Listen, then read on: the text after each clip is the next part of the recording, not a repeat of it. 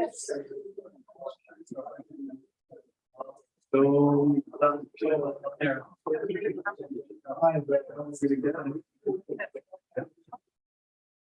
coming in. Yeah. Did you get David in? David is in. Oh, good. Okay, thank you. What a terrific audience. It's 15. Everybody just quiets right down. Wow, that's amazing. Here, you want this test that I wrote? The what? You want this test that I wrote here on the? Yeah. Who's there? We have lots of people. Is everybody? Yeah.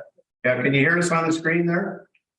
Good. Yeah. Kind of one thumbs up anyway. Yes. David, Yes. can you hear us?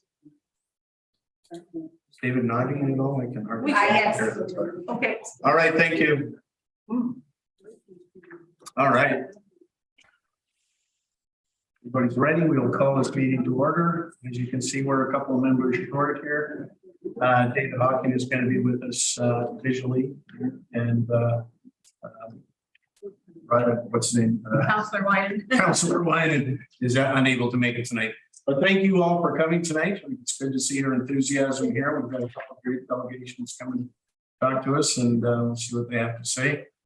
And we will start with the opening of the council meeting, and we acknowledge with gratitude that we live, work, and play in the traditional unceded territory of the Squamish, whose people have been stewards of these lands and waters surrounding the Call of Guam for generations, millenniums. We appreciate it. Thank you. Start with the approval of the agenda. Introduction of late items. Everybody's got those. Go ahead. Yeah, I'm wondering if council would, I just have a question about expenses for a workshop that I went to. And I'm wondering whether we have a policy about that or when we can talk about that. You want to do it in the close? No, I want to do it in the open. There you go. Okay. Yeah. What do you think, Hope? Is that something that could wait till next meeting? Just given our agenda, it's quite full. Okay, Yeah, next meeting it is. Thank you. And we need to push that down the line. You, okay. Anybody else have any issues there that they like changed up? No, everybody, so we'll approve the agenda by consensus. Everybody's got that list of on-table items and stuff, I'm sure. Thank you. We're going to move on to public comments. Now we do have, how many do we have? Having 3 counted. Okay. 30 exactly. Ooh, okay. I will say that we're gonna, I'd like to set a max of about 145 or something like that. That's a lot of time. Call it 2 minutes, okay, but if you can be brief, please be brief. And if you put in the previous a written submission, they're all printed here, so I know you want to get them out there, but please try to be short, otherwise we're going to be here late into the night. So Okay, yeah, I will be timing and noting a hard stop at 2, so just respect that. Appreciate that. Thank you. First we have Owen Plowman. Yes, please. Actually, primary council. My own timer will try to be brief, although people at work tell me that once I start, I can't shut up. I want to set the beginning. I'm here to talk about motorized access Gardner issue. And I want to make it very clear, I'm partly in my capacity as chair of the Barn Island Conservancy and partly as a private citizen. And in both capacities, we are not saying, I am not saying we should not have dirt bikes and ATVs on the island. There's a big trail network around Radar Hill. That's fine. Nobody's saying don't do it here. What we're saying is we don't think it's appropriate on Mount Gardner. And I'm usually here because it's a happy occasion. And tonight I'm bloody outraged because I thought we lived in a democracy, and clearly we do not on this issue, because the majority of people have said time and again to the federal government, to the provincial government, that it is not acceptable that we have dirt bikes and ATVs on Mount Gardner. And yet we're being overrun all the time by decision makers who don't even live on the island. There's a long chronology of being ignored that goes back to 2018 when the Conservancy was invited to join the coalition to talk about how to develop the trails on Mount Gardner. And after asking some questions, which probably proved to be quite awkward, we were then de-invited. So we don't have a seat at the table. Instead, we've written letters. The community's written a lot of letters. Tom Blackbird has been involved at Recreation Sites and Trails BC, completely ignored. The Conservancy has written a letter to the Ministry of Forests when RSTBC was under that jurisdiction, completely ignored.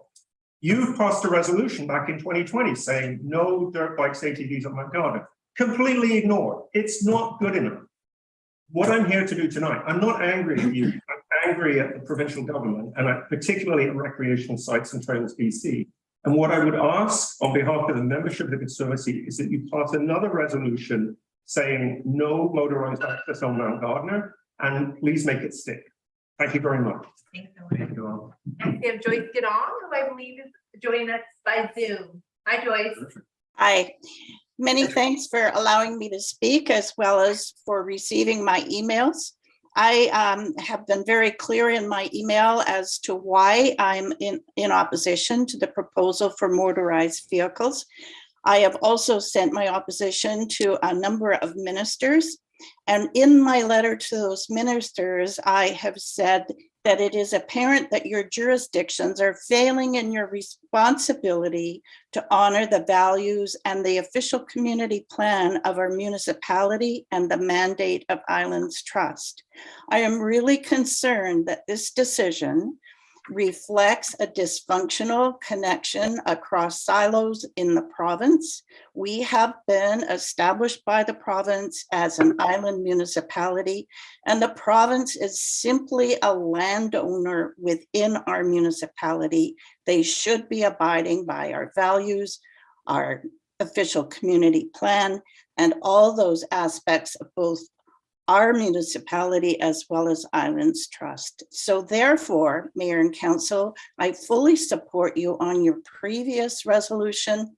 And I actually now beg you to work with the provincial government to repair the dysfunction and to get recognized our unique position as an island municipality with crown lands within it. Otherwise, we're going to be dealing with this one and logging, etc. And we've got to stop it. Thank you. Thank you, Joyce. Next, we have Heidi Mather.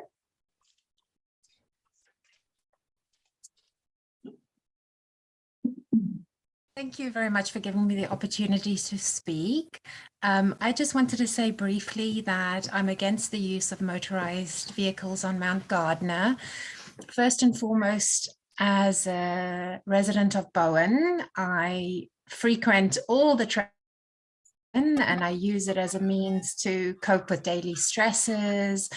And the idea of having motorized vehicles is just something which completely goes against the objective that I'm trying to achieve when I go for my walks. Also, on Bowen, I frequently recommend that anybody who suffers with stress or insomnia, anxiety, depression, goes and walks in the forests. It's called forest bathing. It's very well benefits. As a matter of fact, it's become mainstream in the Japanese medical society as a treatment. So I think in our modern day, with all of our technology and all of our stresses, we really need to protect these resources.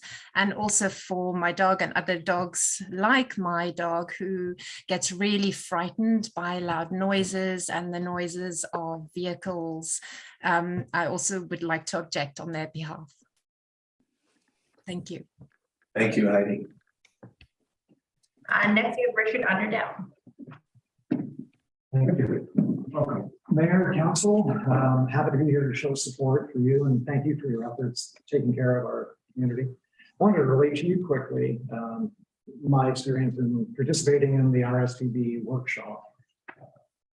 Pretty excited to be there. It was about 10 days ago, and I thought that after 2.5 years of writing letters and talking to council on this subject, that we would have an opportunity to discuss the pros and cons of dirt bike use on Mount Gardner.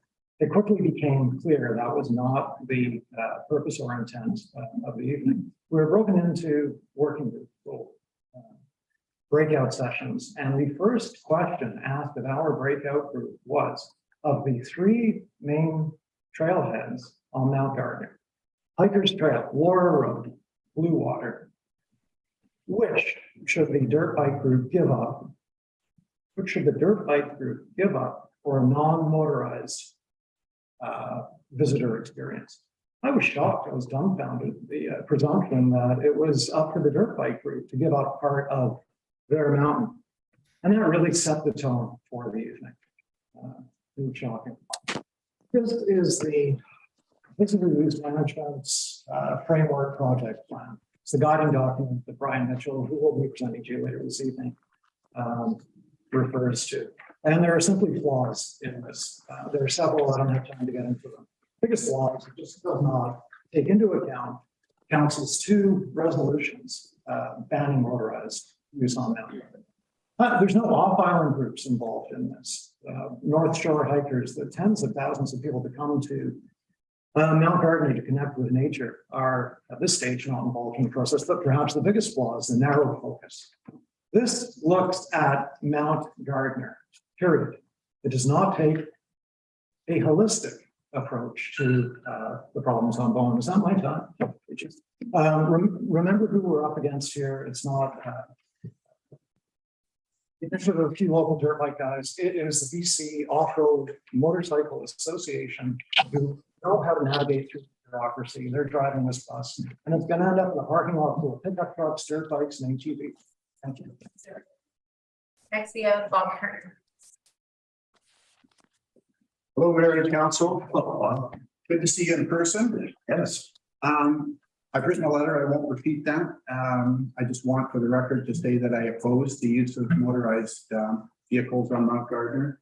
I would like to thank you all for your unanimous opposition to motorized use of Mount Gardner. I think that's critically important leadership for our island.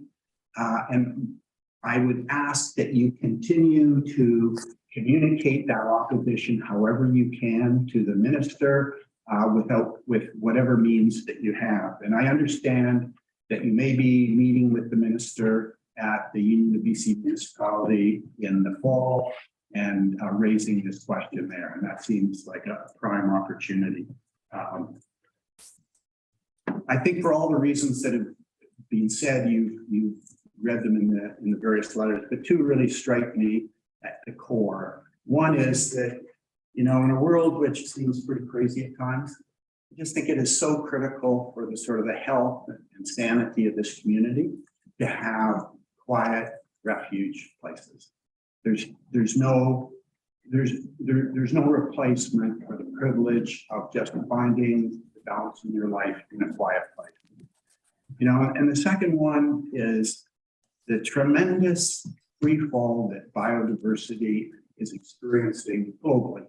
And I think it's our obligation to fight hard for small refuges for nature where we have authority. And this is our place. Mount Gardner deserves to be that place for wild nature. So I would just simply say we only have one Mount Gardner. And thank you for your leadership in protecting it.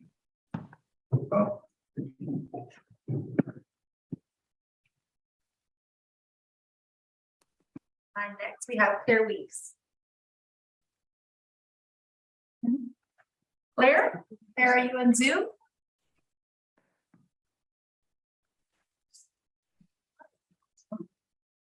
We'll just go ahead and if she pops up, we can come back to her. Rosemary Knight. Rosemary is on Zoom. I'm on Zoom, yeah. Good evening, Mayor and Council. Thank you for allowing me to speak. The bottom line in what I'm about to say, in case I get cut off, please work with staff to expedite what this council and this community wants to see happen. Non-motorized status for all of Mount Gardner. In the consultation process that has now started, it seems that Recreation Sites and Trails BC, RSTBC, believes they can provide a non-motorized experience while allowing motorized to continue on part of the mountain. Motorized vehicles have no place on Mount Gardner. I urge council, I'm not there, you are, I urge you, following the presentation by Brian Mitchell from RSTBC, to ask him, and I do mean this respectfully, but please ask him how the province can possibly reconcile allowing motorized vehicles in this wilderness area with the declared environmental values of our provincial government. How the province can possibly reconcile allowing motorized vehicles in this wilderness area with the Islands Trust Act requiring us to preserve and protect, how the province can possibly reconcile allowing motorized vehicles in this wilderness area with our official community plan that documents environmentally sensitive areas and the central role this mountain plays in the ecological integrity of this island. And last, can you please ask him to explain, if he possibly can, how the province could possibly reconcile allowing motorized vehicles in this wilderness area, given the unanimous decision of our council and the overwhelming support in this community for non-motorized status for our mountain, perhaps their crown lands, but our Mount Gardner, central to and loved by this community, a community committed, deeply committed to doing all we can to ensure Mount Gardner's long-term protection. Thank you. Thank you, Rosemary. I see that Claire is joined now. So Claire, you're up. Can you hear me now? Yes. Yes. Great. Well, thanks very much for giving me the opportunity to speak here. In some respects, I am speaking to the municipality, but really focusing what I have to say to Brian, because he may not know a lot of what I'm about to say. I was at the meeting with Brian and the other representatives of RSTBC a couple of weeks ago, and I came away with an impression which informs what I am about to say. I've got two major concerns. My first concern is a fear that RSTBC is going to take a very narrow focus as they figure out what the fate of Mount Gardner should be. And to review the way I look at this, Brian in particular, in 1999, Bowen became a municipality, and a great deal of time and effort and very wide consultation was involved in setting up our official community plan, setting up a branding for the island as a whole, developing a land use bylaw, and in particular, a very comprehensive parks plan, which I hope you've had the opportunity of reviewing, which laid out the municipality's vision for what the parks on Bowen Island should be from 2018 to 2028. It was thorough, it was careful, it was thoughtfully worked out, and it used a broad consultation across the island. In all of these documents, the island is seen as a sanctuary of peace and tranquility, and it's in keeping with nature's mandates. Specifically, public land is noted to be used solely for hikers. So nearly 20 years after all of this work was done, Mount Gardner suddenly became designated a recreation site, and our life changed. It was my impression following our meeting a couple of weeks ago that RSTBC is poised to ignore all of the things I've just mentioned, the OCP through the parks plan and so forth, is poised to ignore all of that and to simply divide Mount Gardner into. I hate to do that. I'm so sorry, Claire. We're just allowing 2 minutes per speaker. 2 minutes? That was 30 seconds, I believe.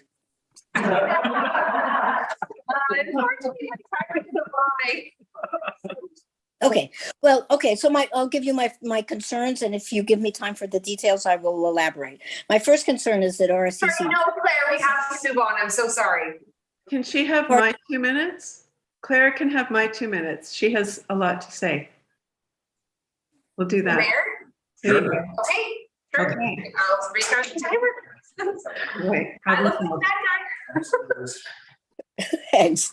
Okay, so it was my impression, as I say, that 20 years after all of the work had gone into developing an RCP and among many other things, the parks plan to designate the use of the island over 10 years until 2028. 20 years after all of that work was done, Mount Gardner suddenly became a recreation site. And it was my impression that RSTBC is poised to simply divide up the mountain into sections, of which one section will be allowed for motorized traffic. This brings me to my second concern, and that is that there seems to be an impression amongst the members of RSTBC that the noise and the smell and the environmental degradation that will be brought by having motorized vehicles on Mount Gardner will somehow stay isolated to some small part of the island that is designated for them. And this simply is not true. Some of you may be old enough to remember the good old days when the airlines decided to have a smoking section. And the first couple of lines of the airline was allowed for smokers on the assumption that if people only smoked there, people in the rest of the plane would not be affected by smoke.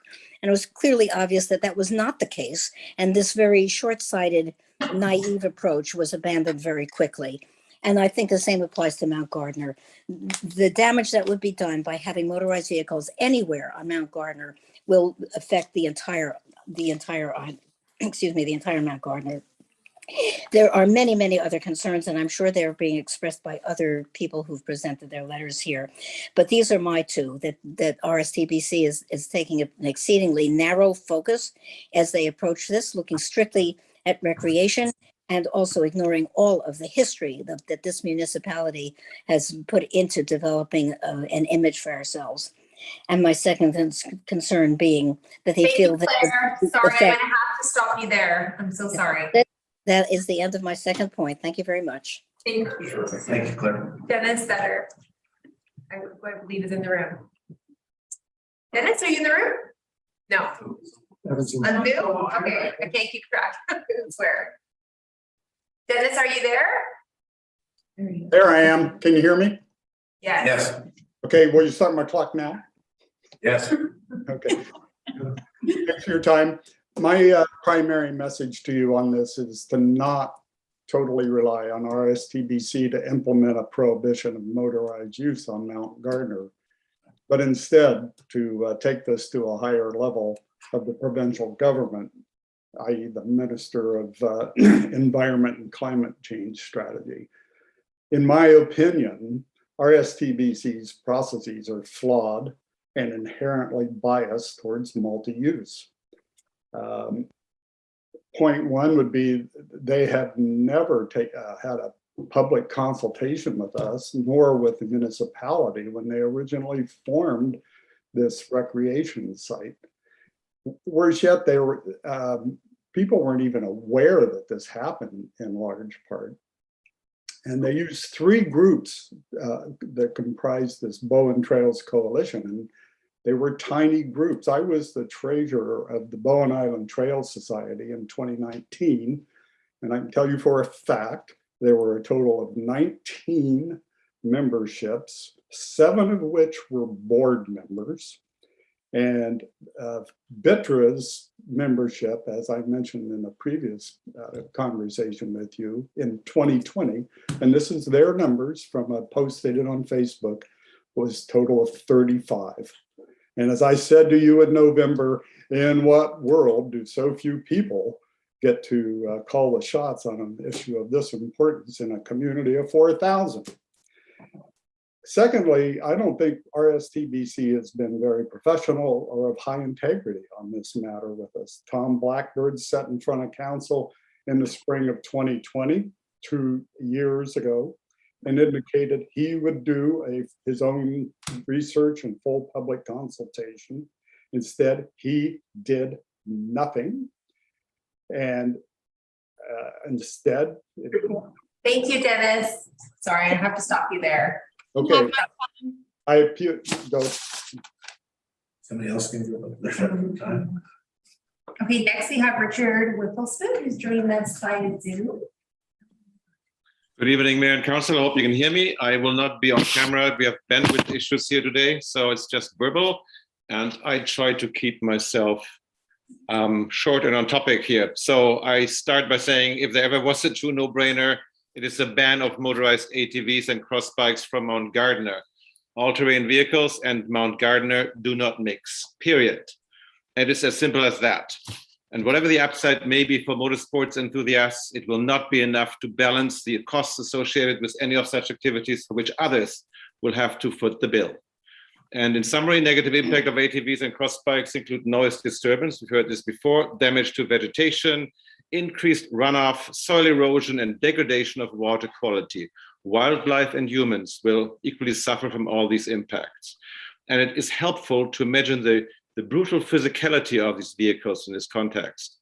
ATVs weigh in anywhere between 400 to over 1,000 pounds, and it is easy to see that they compact the soil underneath when they move across the land. Soil compaction changes the properties of the soil by squeezing the tiny air spaces out of what would normally be healthy soils. And when this happens, water cannot be absorbed into the ground, likely causing runoff. Soil compaction also limits root growth of plants, including those that wildlife feed on. And if that's not enough, when ATVs leave trails, plants and young saplings are damaged, reducing coverage for the forest floor. And its soil is eroded, roots are exposed and damaged, thereby harming nearby trees.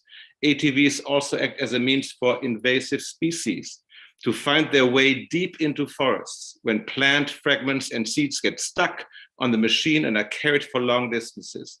Invasive species disrupt local ecosystems and food sources for wildlife. And of course, then there's the noise, and so on and so forth.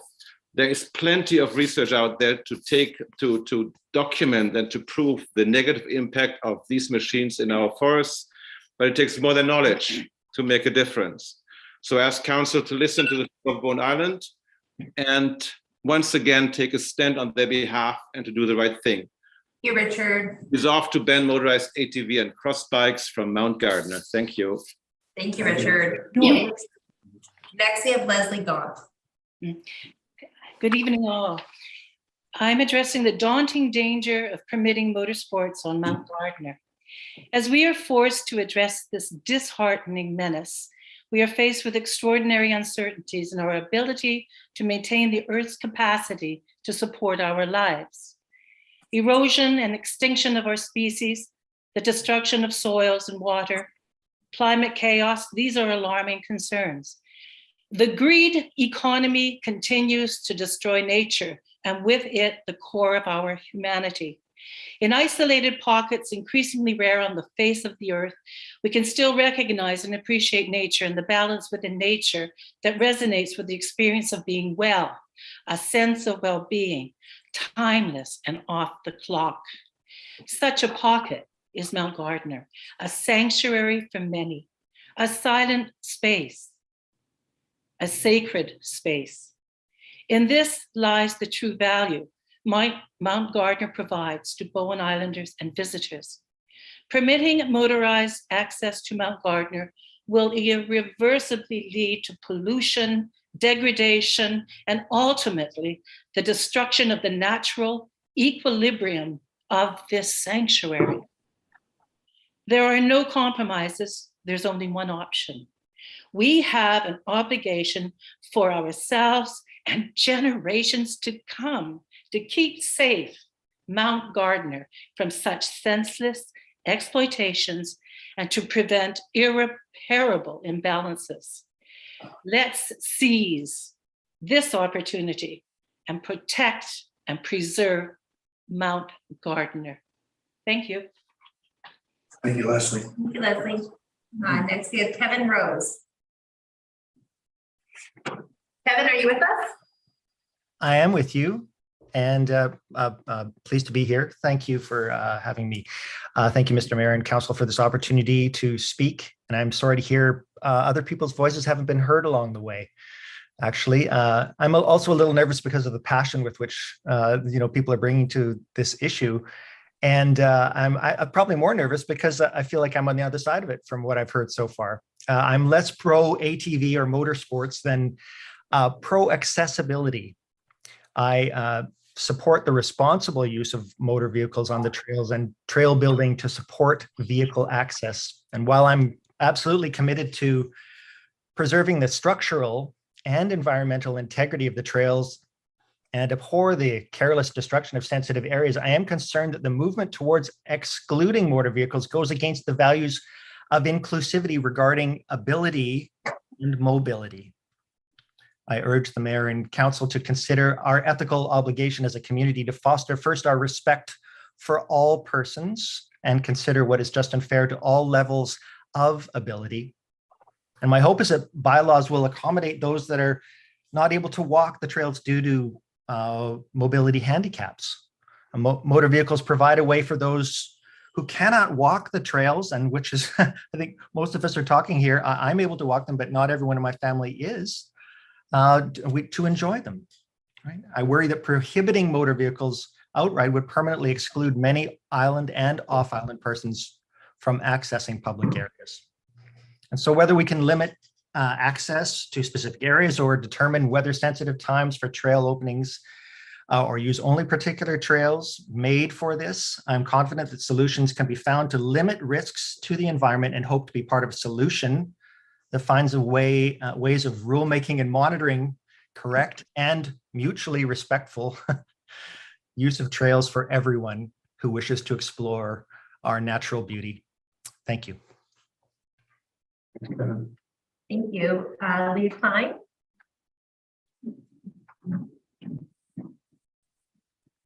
Andrews and councillors. Firstly, I want to thank you for your strong resolutions to date to secure non-motorized status for Mount Gardner in its entirety. Thank you for that. Shockingly, RSTBC is choosing to ignore you and all of us, the overwhelming majority of Bourne Islanders who say no to motorized off-road vehicles on the mountain. Misguidedly, they have been swayed by the small minority of motorized riders. This is not acceptable.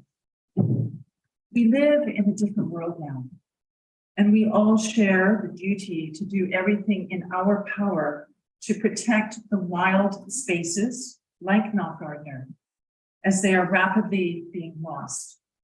Our health is intimately connected to these wild spaces. Actions required.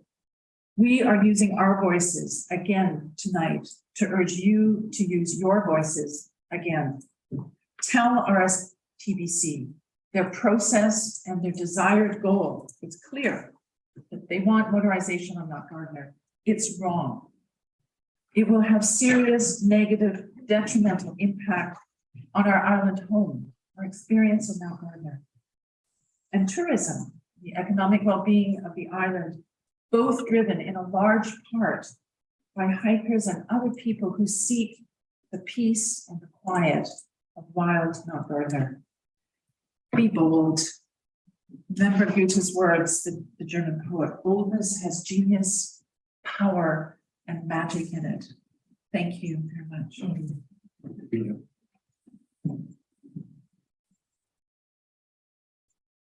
Next, we have Ian Thomson. Not sure where he is. Ian, are you with us? Ian Thomson? Oh, Okay. oh dear. Here we go. Oh, you're coming.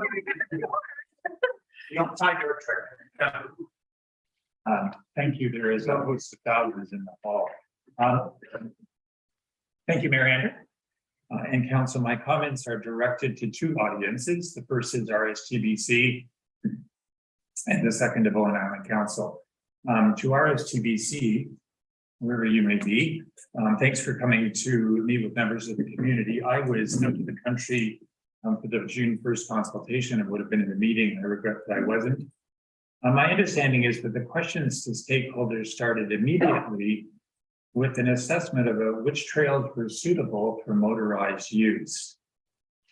I have many years of deep at the table federal and regulatory consultation experience. I have never seen a process start that way. It essentially presupposes an outcome and then moves immediately to solutions. On the basis of the many and consistent objections to motorized use from the Bowen Island community, it should be clear that the appropriate place to start this consultation is to ask the first basic question. Is off-road motorized use appropriate on Mount Gardner trails? Period. That's the question to start with. If an affirmative answer is required, the next level of questioning would be where to, how, when, who, etc. I also think that it's highly inappropriate to exclude Radar Hill from these consultations. When I moved here 25 years ago, I mountain biked the Radar Hill Trail extensively. I don't anymore. The trails there have become largely unusable for a mountain biker, the result of extensive motorized use. Removing Radar Hill from the scope invalidates these consultations in two ways. It fails to reflect that motorized users already have 35 kilometers of trails on Bowen Island. My recent walks through Radar Hill show that off-road users are constructing their own trails on a seemingly one-off basis with no oversight or supervision. And this is Crown land too.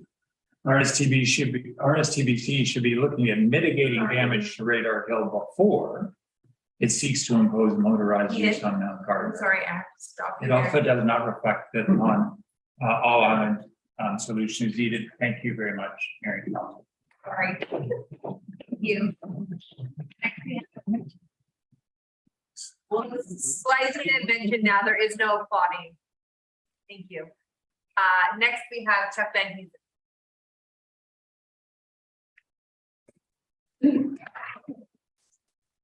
Well, Mayor and Council, thank you for the opportunity to speak.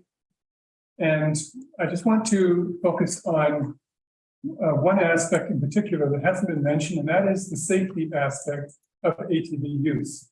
Now, in my day job, I work with police and fire departments, and ATV safety is a very big concern. Kelsey Pinch wrote in her letter to Tom Blackbird, June 2nd, 2020. Last July, I was hiking on Mount Gardner with my family. We heard motorized vehicles coming, but had no idea where they were coming from. At the last minute, they came from behind and we had to jump out of the way so they wouldn't hit us. Not only was there noise pollution and environmental pollution on an otherwise peaceful trail, I felt the safety of me and my family was at risk. Many of these trails are used by visitors for hiking and are no place for motorized vehicles to be. Now, I was talking to the fire chief of the Roberts Creek Fire Department in May this year. In April, Roberts Creek had a fatality, an ATV fatality.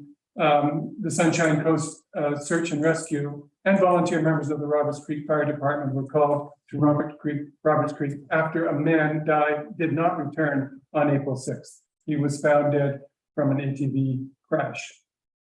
So it's a very, very big concern when we talk about introducing more and more motorized use on Mount Gardner. The possibility and the chance of a crash and injury or even fatality grows with that increased use. Now, there is a historical designation for Mount Gardner. John Rich, Vice Chair of Islands Trust back in 1983, he may have considered the safety aspect of Mount Gardner Trail when he wrote to Aberhart. The commission members supported your proposal for opening public trails on Crown land, and he said that no motorized vehicles would be allowed. Thank you, Chuck. That was when you guys-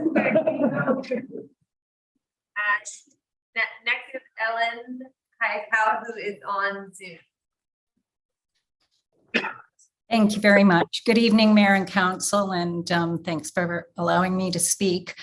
So first of all, I want to thank you all for really supporting that you clearly stated in your letter that Bowen Island Municipality reiterates our unwavering stance and calls for the province to prohibit the use of recreational motorized vehicles on Mount Gardner and remaining open to discussing a management model leading to a non-motorized recreation experience. So from the comments today, and I've already written a couple letters over the last few years, so I'm not going to reiterate those.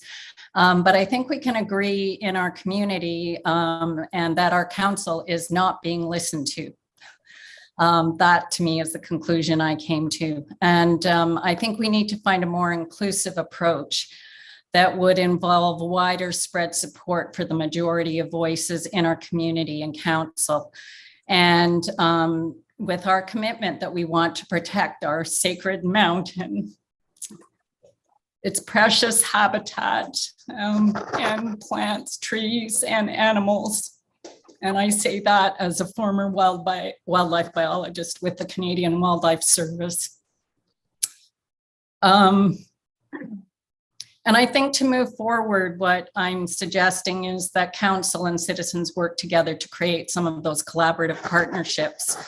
And I've observed that you CC'd Squamish Nation Council and their Treaty Rights Council, as well as Islands Trust. So I'm wondering if council can actively reach out to these partners again, more formally. And I agree with Dennis to go to a higher level of the province.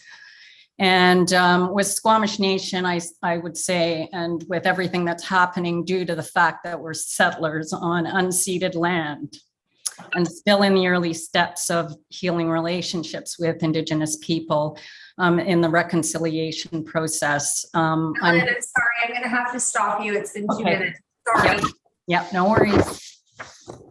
Thank you, Ellen. Hope I have a suggestion. When in this situation, I find if I wave my phone like this, people they see that it's up, time is up. Right. I think some of them are reading from prepared remarks. Oh, I think okay. verbal cue is good too. And next we have Amber von Harbut.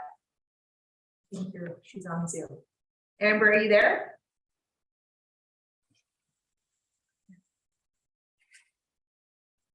Maybe we'll just go to the next. Tamsin Miley. I'm here. Can you see me? Hi. Yeah. Thank you very much, Mayor and Council, for the opportunity to speak. Good evening. I have written to you, and I'm not proposing to reiterate the sentiments that I already expressed in my letter, but I am building a house on Evergreen Lane on the lower slopes of Mount Gardner. And so I am trying not to be too NIMBY about this, but Malkin Creek and Evergreen are known as Owl Central. And I would hate for Owl Central to be prejudiced by the possibility of motorized traffic on Mount Gardner. I would like to just very quickly address this question of accessibility. My husband has increasing mobility issues and is likely to become wheelchair bound. And I can say on his behalf that he is totally prepared to accept that he will not be able to venture onto Mount Gardner by foot. I think he would say, and I agree, that any argument about accessibility on Mount Gardner is completely specious. Peter accepts that he will not be able to go everywhere. Another point is that if it is the case that council is considering changing Bowen's land use bylaw to permit camping with recreational vehicles in a Metro Vancouver park at Cape Roger Curtis, which may be a very good plan, I'm not sure, then I would think it would be all the more important to preserve the tranquility, the tranquil refuge, the forest bathing opportunity, the nature-filled experience on Bowen, both for residents and visitors, by preserving non-motorized access, by ensuring non-motorized access to Mount Gardner. So if recreational vehicles are coming to camp at the Cape, I don't think that islanders want to offer them any encouragement to bring their ATVs with them to venture out onto Mount Gardner. So I would like to thank you for your leadership in protecting Mount Gardner for us and for visitors to Bowen. Thank you very much. Thank you. Thank you, Jen. Next we have Brenda McLuhan.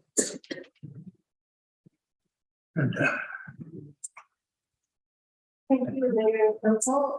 It's nice to be back here in person again.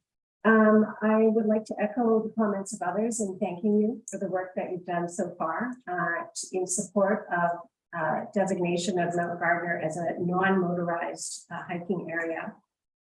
I have two concerns that are motivating me to speak tonight. The first is my perception that council seems to, that resolution that council passed seems to have been ignored by RSTBC. And also the views of the public that motivated that resolution also seem to be ignored. And I say that having attended the June 1st stakeholder consultation held by RSTBC, and I would echo Richard's earlier comments about there being, in my view, a preordained outcome. It felt like we were being railroaded into a shared usage by a consultation process that didn't provide any opportunity to say no to shared usage.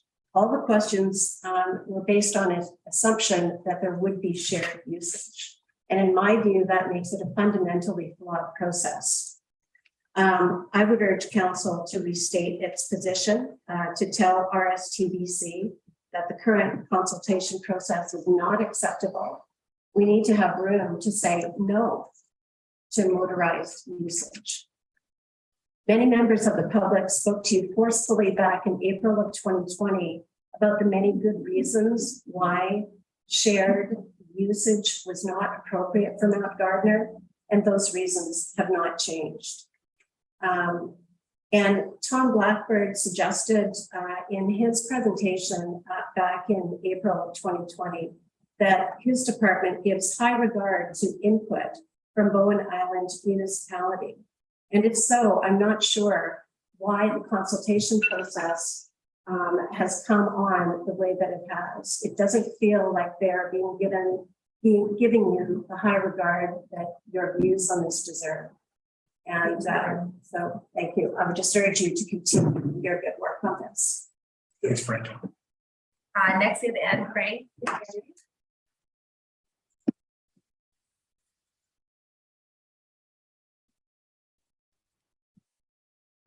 Good evening, Mayor and Council. I'm not speaking about motorized vehicle on Mount Gardner at this stage. I'm talking about the top for temporary worker accommodation. As the disposal of human waste is of concern to me, I'm curious to know what kind of parking accommodation the proposed TUP would provide at the Cove Bay water treatment plant for temporary workers. In the late 80s, I was walking my dog along a logging road. We disturbed a gentleman who was emptying his holding tank of his recreational vehicle into a creek, which turns out to be the headwaters of Grafton Lake. It was comical to see that vehicle speeding away with a dangling hose. All this to ask if the parking for the planned recreation vehicle of seasonal workers is going to be a plain parking lot, or will it provide amenities as generally offered in parks, such as water, toilet, and showers? It is evident that the recreational vehicles benefiting from this planned TUP will have some kind of holding tanks. And so where will one dispose of the waste waters? Has arrangement been made with the Snapco treatment plant to offer the service of pumping out holding tanks? We know that the Cove Bay water treatment plant abused the Connelly neighborhood. Water licenses in Terminal Creek, along with deep water wells, provide the drinking water to that neighborhood. And it is evident that any pollution of that drinking water has to be prevented. It is also important to remember that on-site wastewater systems have to be installed on single parcels of land in such a way to avoid creating or contributing to any hazard. And it has to be designed for the planned use. Thank you.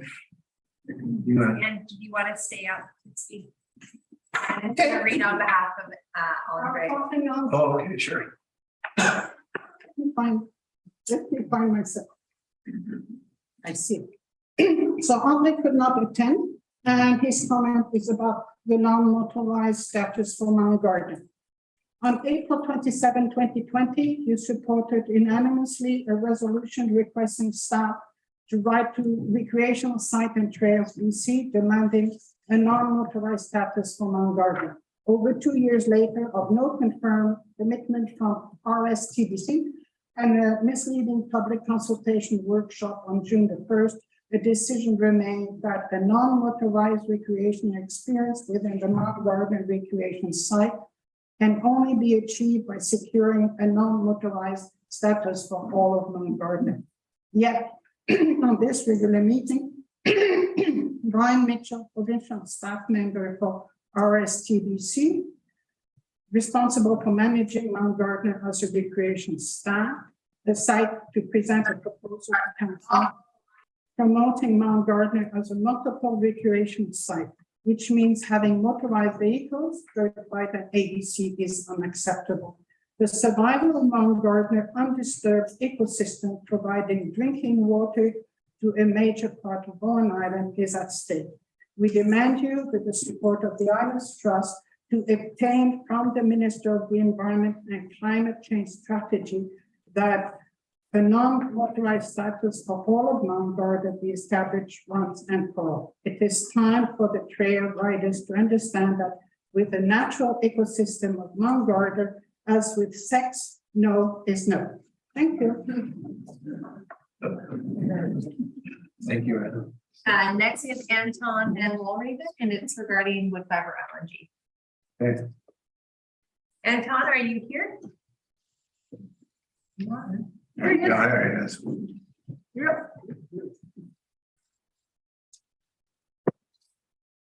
Good evening. I'm not speaking on the Mount Gardner. I just want to thank you for allowing wood fiber LNG to present last time. At first I was annoyed with that, but due to excellent questions from all your councillors and the very interesting answers that were received here, made it very worthwhile.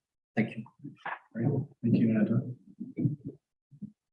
Next we have Lynn Van Liftju.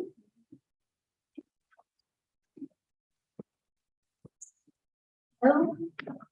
I don't have anything written, and I could not have expressed so eloquently what many people before me have said. You know the facts, but I have a question for RSTBC. I believe that's Brian Roberts, who isn't here. I would love to look at his face and say, will RSTBC be culpable when use by motorized vehicles creates erosion, creates dangerous situations, damages our forests permanently? Are they culpable? I loved what Joyce Ganong said, that they are simply landholders in our community. We set the rules, they need to abide by them. And I will not be quiet. Thank you. Thank you. Next we have Bruce Steele.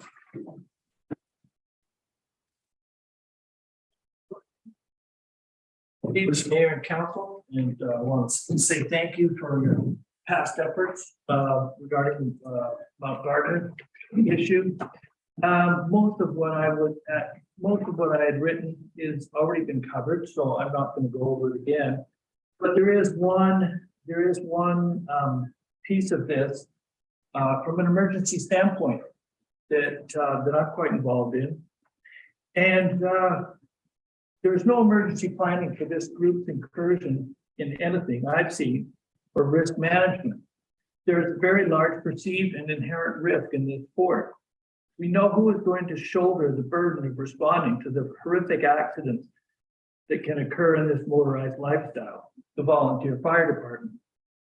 We've already had one fatal motorcycle accident to a 21-year-old man in a dirt bike accident on that mountain, that shook the community extremely hard, as well as the fire department's members.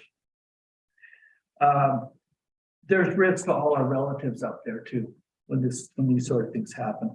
I'm going to cut it short. What about the fire hazard that can come with motorized sports of this nature on the mountain? Our hazard risk and vulnerability outlined in our emergency management plan doesn't measure this group's risk. We mustn't let a small group of users lobbying for it to choose this for us against our will, against the majority's wishes. Don't let a small group call the shots. As a community member, this doesn't fit our eye. Thank you very much. Thank you, Chris. Catherine Canning.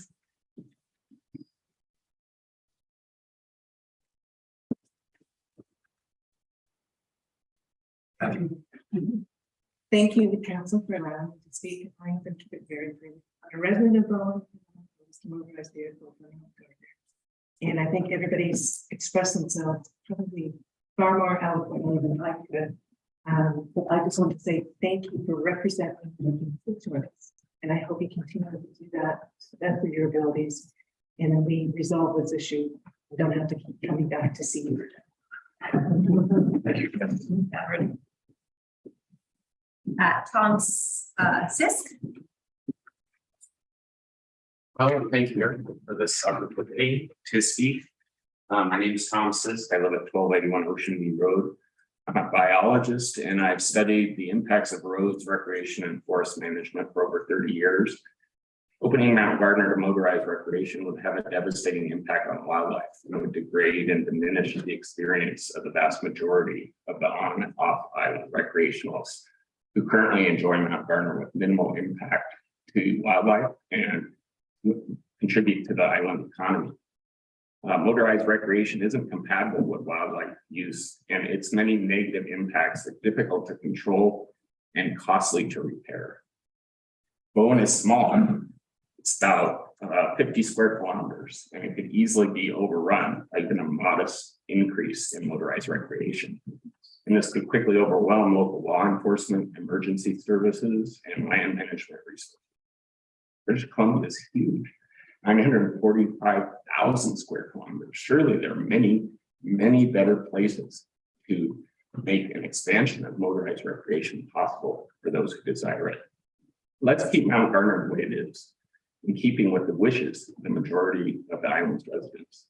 I ask that the council restate, by means of a new resolution, its commitment to securing non-motorized status for all of Mount Gardner, and that it work with the province to develop and implement a compatible land management and conservation plan. Thanks again for this opportunity to make my views known.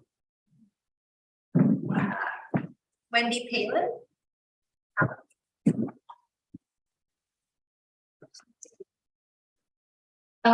Thanks for your efforts so far.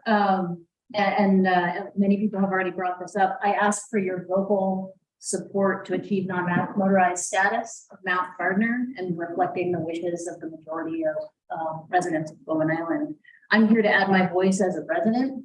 I also live on Bowen Island, but I'm also here to advocate for the rights of nature. My opposition emerges from my professional experience. I'm a professor of ecology and conservation biology at Simon Fraser University, where I've been for the last 15 years and have over 30 years of professional experience in this field of studying the unintended ecological impacts of human activities, including things like recreational off-road vehicles. From that experience, I'd like to share one thing, which is that allowing motorized recreational vehicles on trails is the beginning of an irreversible process of degradation to wildlife populations and plants. I can just show you again and again dozens of examples from British Columbia and around the world that once this starts, it doesn't go backwards. As much as you can talk about reclaiming roads and trails and repairing them, in my experience, we don't do that well. It creates the opportunity for additional impact, additional use, additional development. So I urge the council to take that into consideration, that this is one of the biggest forms of impact to intact landscapes. And there are many other things that we could talk about this, but I wanted to just share with you from my professional experience that one observation, that this is the beginning of an irreversible process that we have the opportunity to stop right now. Thank you. Gordon Rose.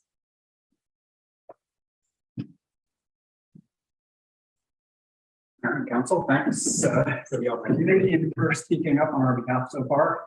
Better luck in the future. Yeah, I guess the degradation aspects of it are pretty obvious, but I find it, I think, the most appalling that the province in any way would be supporting like super carbon intensive recreation of any sort, especially in an area like this. Having access to wilderness areas isn't just a fringe thing for tree huggers. I've been working for 33 years in the self-propelled wilderness industry in Vancouver. BC's world famous for it.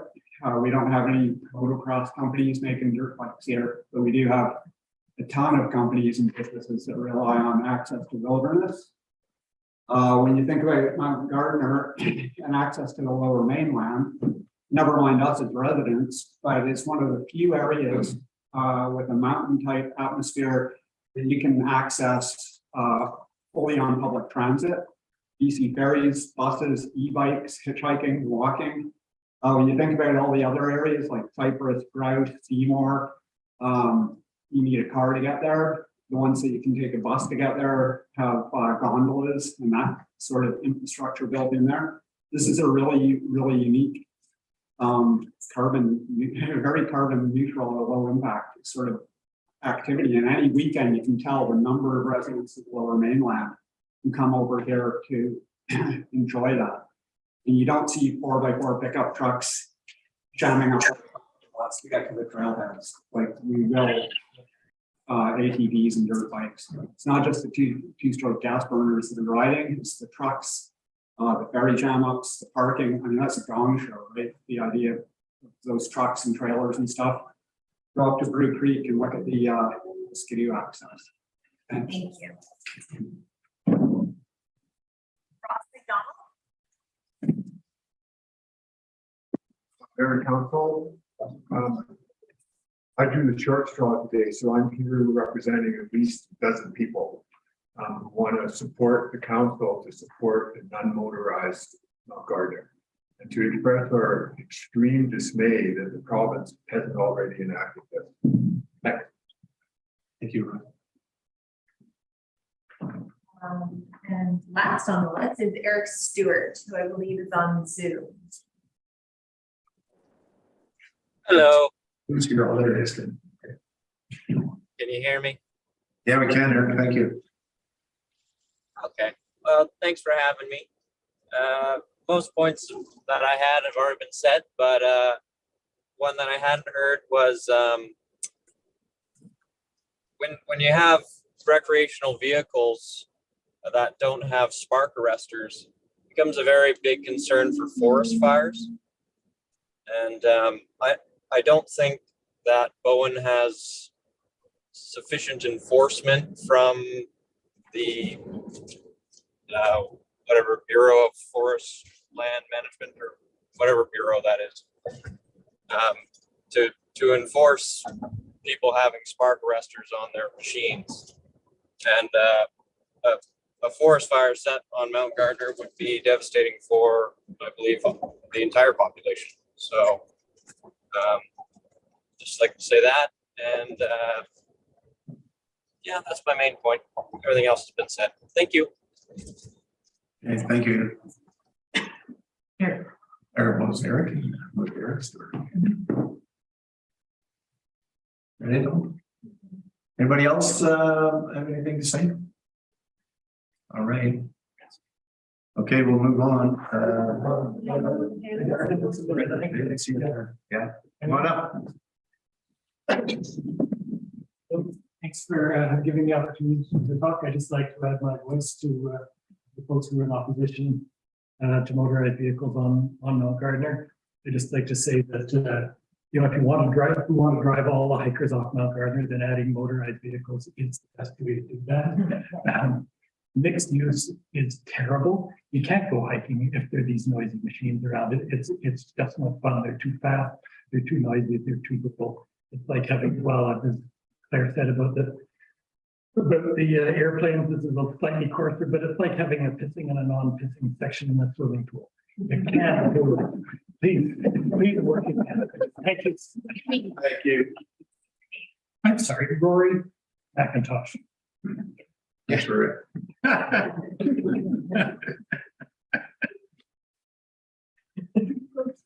Sure. Hi. Okay, so I'm Tersea Plowright, and I just feel like I've gotten educated a bit more about this issue today. And I have a real question that I'm hoping that the person from the BC organization can answer for me, because I don't really understand the goal or the mandate of that organization. What is the reason behind the position that they're taking, and who they envisage are the users of the trails? I had always thought it was just our local groups, you know, small number of them, many of them not on Owen. And now I'm getting the impression it's a different thing, which maybe makes sense from a provincial organization. Maybe their mandate is to provide recreational opportunity for the province as a whole, which is a whole different ballgame. And I think that an island is a very bad place to put that kind of destination.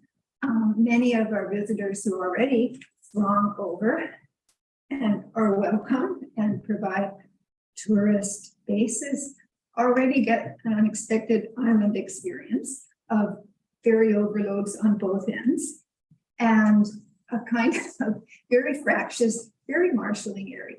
So there's that point.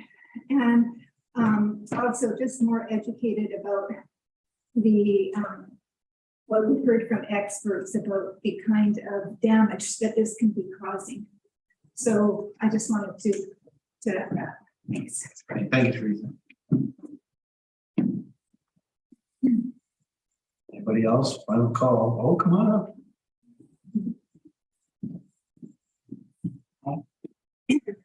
My name's Andy Powell-Williams. I wasn't expecting to speak, but I did want to add one more issue to why I would really support keeping motorized vehicles off Mount Gardner, and that is for children. As an educator for 35 years, I spent a lot of time in the Vancouver East Side with many children who had very little access to any kind of natural forests. The kind of place that they could come to were urban parks. They didn't understand about forests. And to reiterate the fellow who said that you can get to Mount Gardner, you can get to Bowen on public transport, that is huge for children who have never had that opportunity. So I just want to put that out. For the children. For the future generations, especially of urban children who do not get that opportunity. Thank you very much. Okay, is anybody rushing up here? So I'll take a break and say we're going to move on to this point. And thank you all for your comments. I really appreciate this. And we're going to move on to the consent agenda. Is there anything consent agenda? I just see that we end up in the recipient all that Oh. I don't know who wanted to speak. Well, To us too. Put his hand down. Okay, I think we're safe. is he there? No. Too many sources. Okay, we'll just. So just Oh, not- I think it's, just so everyone knows, there is a presentation from Brian Mitchell from RSTV. It's just. Yeah, that's good. But he's not here. He's on Zoom. Yes. He's in Smithers, sorry. So, before you rush out. I think it's a.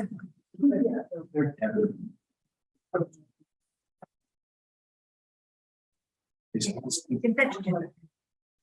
Let's get back on the program here. So the consent agenda, that's what we work on. Does anybody have any issues with that? Any clarifications or any?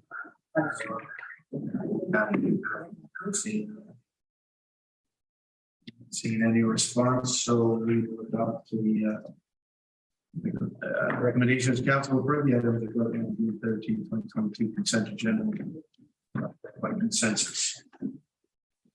And take us all the way through to delegations. First delegation is Brian Mitchell, Land and Resort Specialist, Recreation Sites and Trails Branch, History, Environment, and Climate Change Strategy, Mount Gardner. So hopefully Brian's in the house here. Good. Hello, Your Worship and Council. Hello. Can everyone hear me okay? And we'll just pass it right over to you. Thank you. Perfect. Would you like me to share my screen on this end, or are you sharing it in the council room? Yes, please share from your end. If you can just bear with me for a few seconds here. Okay, I trust folks can see my screen now. Yes. Perfect. Awesome. Well, thank you everyone for having me today, and thank you for such a wonderful showing of very passionate people from the community of Bowen Island. It's really amazing to see, how engaged everyone is in this topic, and I'm really happy to be able to present today and hopefully answer some of the questions that folks have. Before I begin, I just want to recognize my privilege as a non-Indigenous person living on unceded Wet'suwet'en territory here in colonially known as Smithers, British Columbia. The Gittendem clan has, they've maintained and stewarded these lands since time immemorial, and I really appreciate that. And myself as an ally want to make sure that the values and perspectives of Indigenous peoples throughout British Columbia are, forefront in decisions pertaining land management across the province. So, so today I'm here to present on sort of an update on the visitor use management planning process for the Mount Gardner Recreation Site. My role with Recreation Sites and Trails Branch started really about 6 months ago, just at the beginning of this calendar year. And I'm the only the only position like this in the province where I work on sort of these, really stakeholder driven, really interested, stakeholder projects that are oftentimes contentious with conflicting values and that sort of thing. So I am working on this file as well as a number of other ones around the province. And we have a really small team, but it's pretty great that Rec Sites now has some capacity to work on these types of issues. So thanks for having me. My objectives today is really to talk about the visitor use management framework, the process that we'll be following for the engagement and consultation strategy up and leading to a decision by the decision maker, as well as talk about the scope, our major milestones, as well as outline so that it's clear to everyone sort of what level of engagement everyone can expect, depending on what type of stakeholder group they're a part of. So I referenced the visitor use management framework. It's a process that was developed in the United States through 11 different partnering agencies.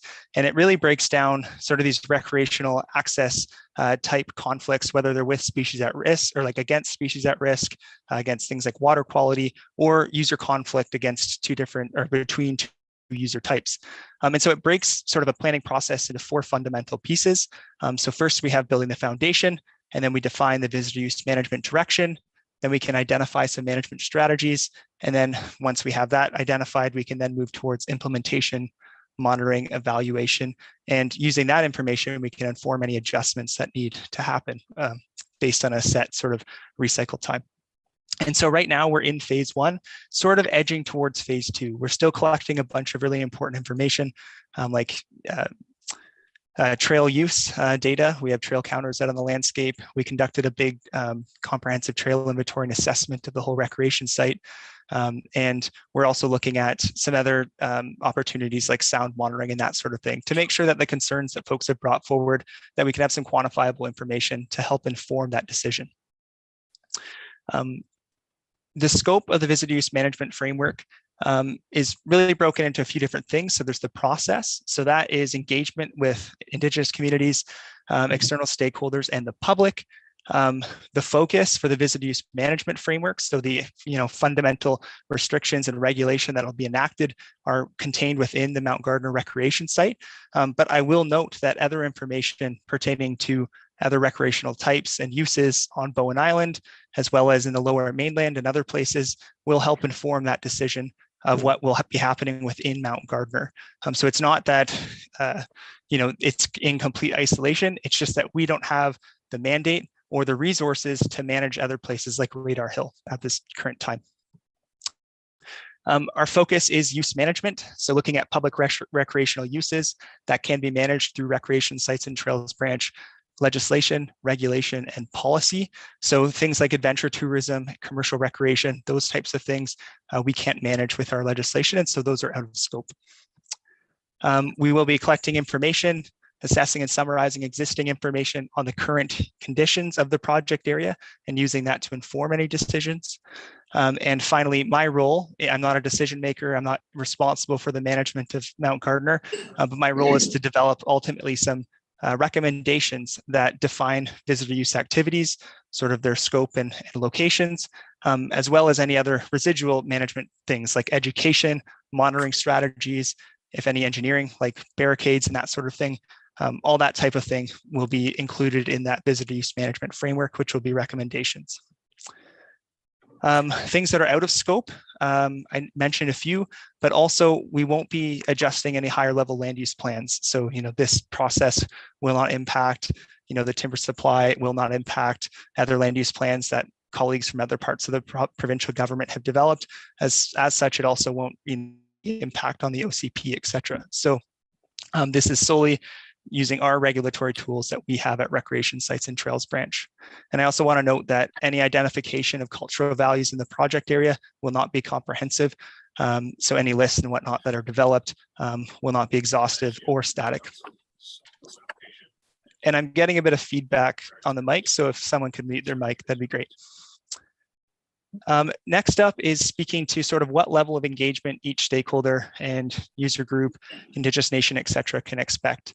So prior to talking to any single stakeholder group on this topic, the provincial government engaged with all the First Nations and Indigenous communities that overlap or have traditional territory that overlaps Bowen Island.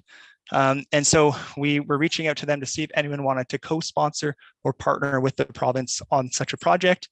At that time, we didn't have any interest in the sort of partnership, so either the collaborate or empower category. However, there was some interest in the involve category as well as the consult category. And so the reason why there's a sideways arrow that at the bottom of my screen is the province of BC has left it up to the Indigenous nations. Should there be interest that changes over time and they want to take a more partnership role in this planning process, they're more than welcome to participate at that time. And then our promise to the public. So groups like the Bowen Island Trail Society, the Equestrian Society, the Nature Club, the Conservancy, sort of groups that I would classify as value stakeholders. So they have either direct recreational values or they have, environmental values associated with the Mount Gardner Recreation Site, as well as committees that inform the Bowen Island Municipality. So the Parks, Greenways, Conservation Areas Committee, as well as the Environment and Climate Action Committee. I think that was correct. Those groups are sort of in the involved category. And our promise from Rec Sites and Trails Branch is we will work with you to ensure your concerns and aspirations are directly reflected in the decisions made. Other government agencies, so that's what I would define as, the Islands Trust could be an example where they don't have a direct management, they can set a higher level direction for the management of lands within the Islands Trust. However, they're not directly responsible for the management of Mount Gardner. They would be involved sort of at the consult phase, as well as Metro Vancouver Parks would fit within that category, commercial interests and the general public. So these are groups that they might have an interest because they may use Mount Gardner at some point, or it's adjacent to areas that they have direct management authority over. And so those types of groups would be, we will listen to and acknowledge your concerns. And then finally, elected officials. So similar to today, I'm here to inform you folks on our visitor use management for planning process, as well as MLAs, MPs, et cetera. That's where we'll be informing. So we will keep you informed to make sure that you have the resources available to make sure that your constituents can get involved in the process that's most appropriate for them. Oh, whoops, sorry. And finally, I'm probably running over time, so I apologize, but we have a number of different milestones. So broken down in that visitor use management framework with the 4 phases. We've commenced phase 1 in February of 2022. So that started with Indigenous engagement and then stake and knowledge holder interviews. We collected a bunch of user data. So we're currently doing that. We have a bunch of traffic counters looking at motorized and non-motorized trail use throughout the recreation polygon. We have done almost comprehensive about 95% of the trails within the polygon have been inventoried and assessed for environmental impacts. We've conducted a bunch of background information research, looking at the OCP, et cetera, et cetera. And finally, we haven't been able to commence this, but we're currently trying to identify the resources to complete an archaeological overview assessment and a preliminary field reconnaissance to make sure that we understand sort of the scope and scale and general locations of where archaeological sites might be within the recreation polygon. Last, I guess 2 weeks ago, June 1st, I was on the island and I met with some a number of stakeholder groups, and some folks have spoken to that today. And so that I sort of tried to blend a bit of phase 1 and phase 2 just to be efficient with time. And so I was asking questions about desired resource conditions. It's like what types of things are folks looking for to make sure that they want to have reflected in 10, 15, 20 years? What types of things should we be monitoring to adjust use over time? And as well as asking questions to sort of, my role is to engage and facilitate dialogue and to, ask questions about what are the pros and cons of identifying the entire recreation polygon or a portion of it as motorized or non-motorized, et cetera. And so I'm happy that that's facilitated some dialogue, and thank you for everyone for speaking to that today. Also in phase 2, any follow-up engagements that's needed and any further research. The outcomes of that will be a summary for phase 1 and phase 2, which I'll compile, and then also a standalone archaeological report. And again, it's bolded just because we haven't been able to commence that work because we're still trying to identify some resources to do so. Once we have all that information, we'll then be moving into phase 3. So I'll be developing a draft management plan based on the findings of the phase 1, phase 2 summary, and there'll be a comprehensive public engagement process that'll include, community town halls in a much bigger venue than Collins Hall, I will say, as well as online surveys and that sort of thing. And all groups would be welcome, and individuals would be welcome to participate in that process. And then based on the findings of that final engagement work, we would develop some final revisions to the draft management plan, and then ultimately move to phase 4, which is make recommendations to the decision maker for new regulations and resourcing for implementation under the forest recreation regulation, as well as if Treasury Board needs a submission and that sort of thing. And implementation's asterisk just because we don't know what the outcomes are, and so therefore we don't know the cost that might be associated with it. And so it's something that I'll have to be pursuing as a staff member. And so hopefully I provided a bit of an overall overview, and I'm sure there's a number of questions. So I'll flip it over to you folks to provide any questions that you may have. Okay, thank you very much, Brian. And you put some. Sure. David. Oh yeah, thank you. Yeah, thank you, and hello, Brian. Hello. I did speak with Brian on the phone a while ago and gave him some background on the official community plan and some of the historic ways that the land use had been developed in the context of Bowen Island's past and official community plan, and back with the Islands Trust, which Chuck van Huizen referred to in the letter from John Rich, who was vice chair at the time.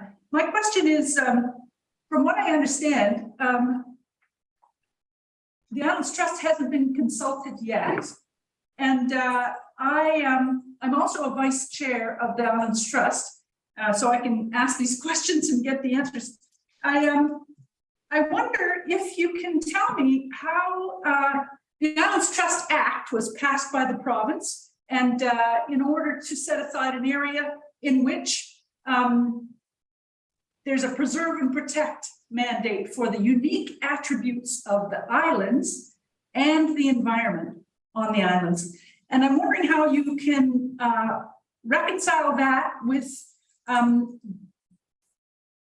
changing the land use to allow motorized vehicles and perhaps, as we've heard, driving away the current hiking use and some of the basis of the way our island is developed, including its economy. Can you tell me how you reconcile that with preserve and protect the unique attributes of an island and environment? Yeah, thanks, Sue Ellen. And just to sort of reframe that to make sure that I understand. So, in light of the Islands Trust and the passing of that by the provincial government to preserve and protect those lands, how myself and my colleagues at Recreation Sites and Trails Branch can reconcile sort of a change of regulation that would allow for motorized vehicles on Mount Gardner. Is that a correct reframing? Yeah. Okay, perfect. So just to state right now is that there's currently nothing restricting motorized use on Mount Gardner. There's a history of use of motorized use on the island. There's never been any regulations under any provincial legislation, whether that's the Forest Recreation Regulation, Section 58, or Section 58 of the Forest Range and Practices Act, or the Forest Recreation Regulation, or a restriction under the ORV Act. So there's currently nothing restricting motorized use. So that's not what we're proposing. We're completing a consultation process in light of the municipal resolution, as well as the significant amount of interest that we've received from the public on the issue, as well as stakeholder groups, to inform a decision on whether or not the province should enact regulation for the first time under likely the Forest Recreation Regulation that would restrict motorized recreation. Does that answer your question, Sue Ellen?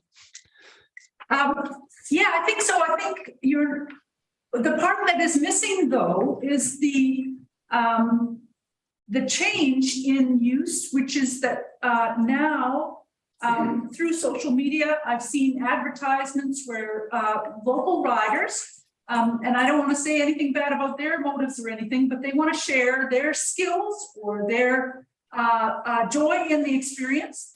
And they're inviting more users to come and to Bowen. And I think that the scale and the perhaps seasoned, but the scale of the motorized use will probably be changing. I think that's what people are concerned about. And I'm wondering whether you can tell me how that will be addressed in the planning, because I can read you from our official community plan and all kinds of things, but I won't do that now. It's just that we've always been, it's been a hiker's place, and motorized use could affect that, which could really affect our community. So how will this change of scale and scope of motorized use be addressed? Yeah, thanks for that, Sue Ellen. So I guess I'm trying to decipher what was more of a statement about worries from the community about increase of use of motorized recreation if the province of BC wasn't to enact a restriction under the Forest Recreation Regulation. I think there was a little bit of a question about myself and my colleagues at Recreation Sites and Trails Branch reconciling sort of the concerns the community has with a change of scope and scale of that motorized use. And again, I'll reiterate that there's currently nothing restricting motorized use on the island. The only restriction currently in place is the technical challenge of some of the trails from individuals within the motorized sector that I've talked to, as well as the discussions that we had on June 1st. It was apparent that there's a number of trails that aren't used by those individuals because the technical abilities or technical challenge is just too great. And so I definitely hear that there's a concern of an increase in use and posts that have been put up on social media. And those are all things that I've documented thoroughly through numerous conversations with yourself, Sue Ellen, tonight, as well as numerous stakeholders that I've connected with over the last month or two. So I think that addresses it. Thank you. Okay. Councillor Hawking. Yeah. David, go ahead. Thank you very much, Gary. And Mr. Mitchell, thank you for coming. But I'm quite frankly puzzled that it has taken the government so long to respond to our council, a couple of years to respond to us asking that there be no motorized use on Mount Gardner. And I'm quite frankly astonished that when you have finally come and you started this consultation process, and I'm familiar with the IAP process and used it, that as one of the participants in the presentations earlier, a couple of them pointed out, and some who I've spoken to, you appear to have a solution already decided, or at least part of the solution already decided, that there will be motorized use on at least part of Mount Gardner.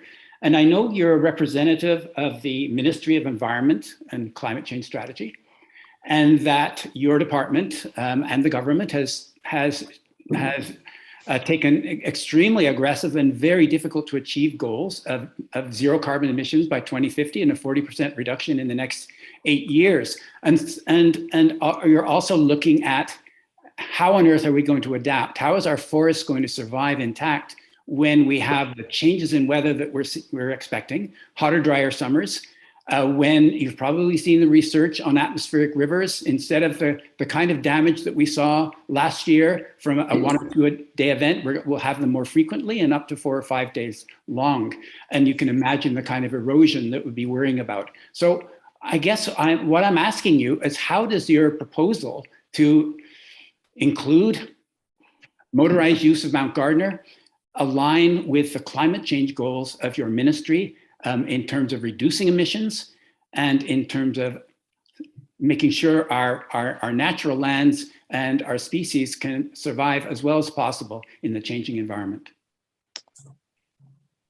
Thank you for that, David. And just to reiterate, so I picked up 3 different questions. So first, you were asking why the province Rec Sites and Trails branch has taken so long to respond to the municipal resolution, which you can correct me if I'm wrong, but I believe was in 2020. And then the second piece is, when considering motorized recreation, how does Recreation Sites and Trails branches mandate, as well as the larger mandate of the Environment and Climate Change Strategy Ministry and the province of BC as a whole, sort of reconcile with motorized activity? Is that a correct reframing? Sure. Okay, perfect. Thanks. So firstly, I guess one more bit is, you appear to have a predetermined outcome. Thanks for that, David. That's not how the IAP process works. You really, totally. I would expect you to come and say, okay, here's the issue. Let's hear your thoughts, but keep going. Sorry. Yeah, thanks for that. That's really great. And so I think I have them all written down, so I should be able to tackle all 3 or 4. So first one is, so 2020, the council passed the resolution. In 2020, or that coming summer, there was a really large wildfire season that impacted a number of rec sites and trails, and just our capacity was really limited, so we couldn't act then. And then the atmospheric river event happened right after the manager, Robert Vendeza, made the decision in September of 2021, which again really drained our capacity. And like I said earlier in my presentation, I'm the first sort of position in this sort of role in the entire province of, or Recreation Sites and Trails branch, to sort of help sort of facilitate these discussions and dialogue with the communities to move forward with these processes. So yes, we recognize that it's taken 2 years, and we're apologetic about that, but fundamentally we're here now, and we're looking to move forward to a resolution to make sure that all the concerned citizens, et cetera, can have some solace in that a decision will be hopefully happening in short order. Next up is sort of the Recreation Sites and Trails branch's mandate is firstly to manage existing recreation sites and trails. And we sort of look at that as both for public safety. The second piece is being environmental degradation. So, is a species at risk being impacted by recreational type? Is there, significant water erosion into a really important tributary that's affecting a species at risk fish, a species or something like that? Those are all considerations. Those are sort of our first 2 pieces. The tertiary sort of mandate of that is looking at user conflict. And so that's our first mandate. The second piece is working with other community groups, municipalities, et cetera, to sort of manage recreational uses that are outside of established recreation sites and trails, but that are, dispersed on the landscape. And generally we do that in partnership with other groups. Speaking to the larger mandate of environment and climate change strategy, that isn't our role within Recreation Sites and Trails branch. Our role is really to manage recreational values.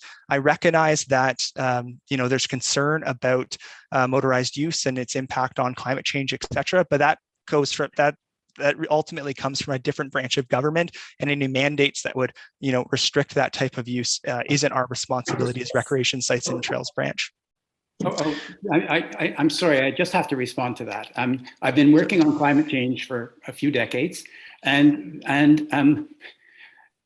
lots of folks have ducked the issue who were responsible by saying, well, no, it's not my arm of government to do that. There is no magic bullet to deal with climate change, totally. To reduce emissions. Every department, every aspect of every department has to do it. And I'm sorry, you just can't drop it off your mandate. I really appreciate that, David. And what I would encourage you in the Bowen Island municipality do is, advocate for additional resources so that the government of BC can actually deliver on the mandates that are driven. And fundamentally, if we look at reconciliation and climate change, the 2 biggest issues that our government's facing right now and challenges to overcome, fundamentally, myself within Rec Sites and Trails branch is not adequately sort of resourced to do that. So I encourage you folks to advocate for more resourcing. And tertiary, the last point here is sort of you feel as though that there's a perceived outcome or already sort of a founded one. So I'm going to reframe sort of the question that I asked in activity number 2 on June 1st with the first group that came in. My specific question was, in light of the decision that Robert van der Zand made, which was looking at developing a non-motorized recreational experience to the summit of Mount Gardner, I asked the group of what are the pros and cons of restricting motorized use at each of the trailheads. And so I apologize that some of that information I may have not articulated myself accurately enough in that meeting, but there is no preconceived sort of outcome of what this work will be. I'm starting with a complete clean slate. I live in Smithers, I have no sort of, ulterior motive to what recreational use is happening on Bowen Island. And I'm here just as a neutral sort of, party to document information that's received and ultimately provide a recommendation to the decision maker to inform them. Okay, thank you, Mr. Mitchell, and Mr. Mayor. I'll leave that as my question. I'll turn it over to others. Thank you. Okay, thank you, David. Maureen. Thank you, Mayor Andrew. And hello, Brian. Can you hear me? I can, thank you. You can. Okay. Well, first off, I'd like to say thank you for coming to visit us. I appreciate that you were able to find the time to come and hear what many of our community members had to say. I have a certain amount of empathy because that was probably an hour with an awful lot of feedback packed into a short period of time. And I'm sure that you'll be sifting through it over the next while. There were a couple of points that came up in the public comments that really stuck with me, just in terms of their rhetorical conciseness. And one of the statements was, "This doesn't fit our island." And I think that statement probably resonated with most people in this room, if not everyone in this room. So I hope as you're deliberating on this message that you're taking back to your decision maker, that will be maybe a little bit of a focus, because it certainly is resonant with the message that our council was sending with the 2 resolutions that we put forward, that non-motorized use was probably not a great idea on Mount Gardner. And when you presented I'll get to a question eventually. When you presented the consultation process and all of its various stages, and the timeline, which is to be determined, the question that came out for me at that point was, when you receive in early stages strong feedback from a community, its members and its council, that they don't want you to proceed with something, do you go through all 5 stages, or is there an opportunity for you to make an earlier recommendation to your decision makers that you've got enough information to tell them this isn't a good idea, and this doesn't fit this island? There are other places where motorized use would be a more appropriate use. So that's my question. Do you have that opportunity? Yeah, thanks for that, Maureen. And just to reframe to make sure so you're asking the question if earlier on in the process, if I can sort of, shorten the length of a phase or that sort of thing to make a recommendation earlier. Yeah. Okay. Yeah. So that's a really great question. And, the visitor use management framework developed out of the United States, the Interagency, Council on Visitor Use. They actually recommend completion of what's called the sliding scale of analysis early on in the process. And so that's what I did internally with my colleagues to sort of identify the risk associated with the issue. So, how conflicting are the opinions that are happening on the landscape? Sort of what level of engagement does the community have? All of those and a number of other components. What are the impacts to the environment? What are the impacts to culture, et cetera? All of those sort of components feed into a general sense of whether or not the agency, in this case, Recreation Sites and Trails Branch should be allocating a low, moderate, or high level of resources. And so in this context, with the significant impact that's been noted by stakeholders to the environment, the high level of both political as well as citizen interest in the issue, and a number of other components, the other interests from Indigenous nations about cultural impacts to archaeological sites due to recreational use, etc. The province of BC and Recreation Sites and Trails Branch have decided to put a higher level of scrutiny into our decision-making process to make sure that we're, accounting for all of these and ensuring that we have good quantified metrics to inform the decision process.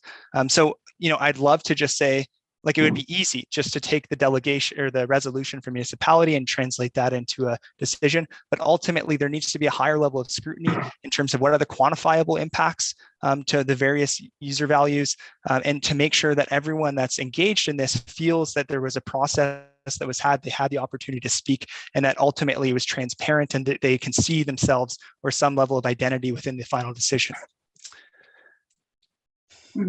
You may be making more work for yourself than is needed. The final point relates to one of the folks who are later on in the process, according to your chart, and that's Metro Vancouver Regional Parks. And the connection between Crippen Park and Mount Gardner it's a strong connection.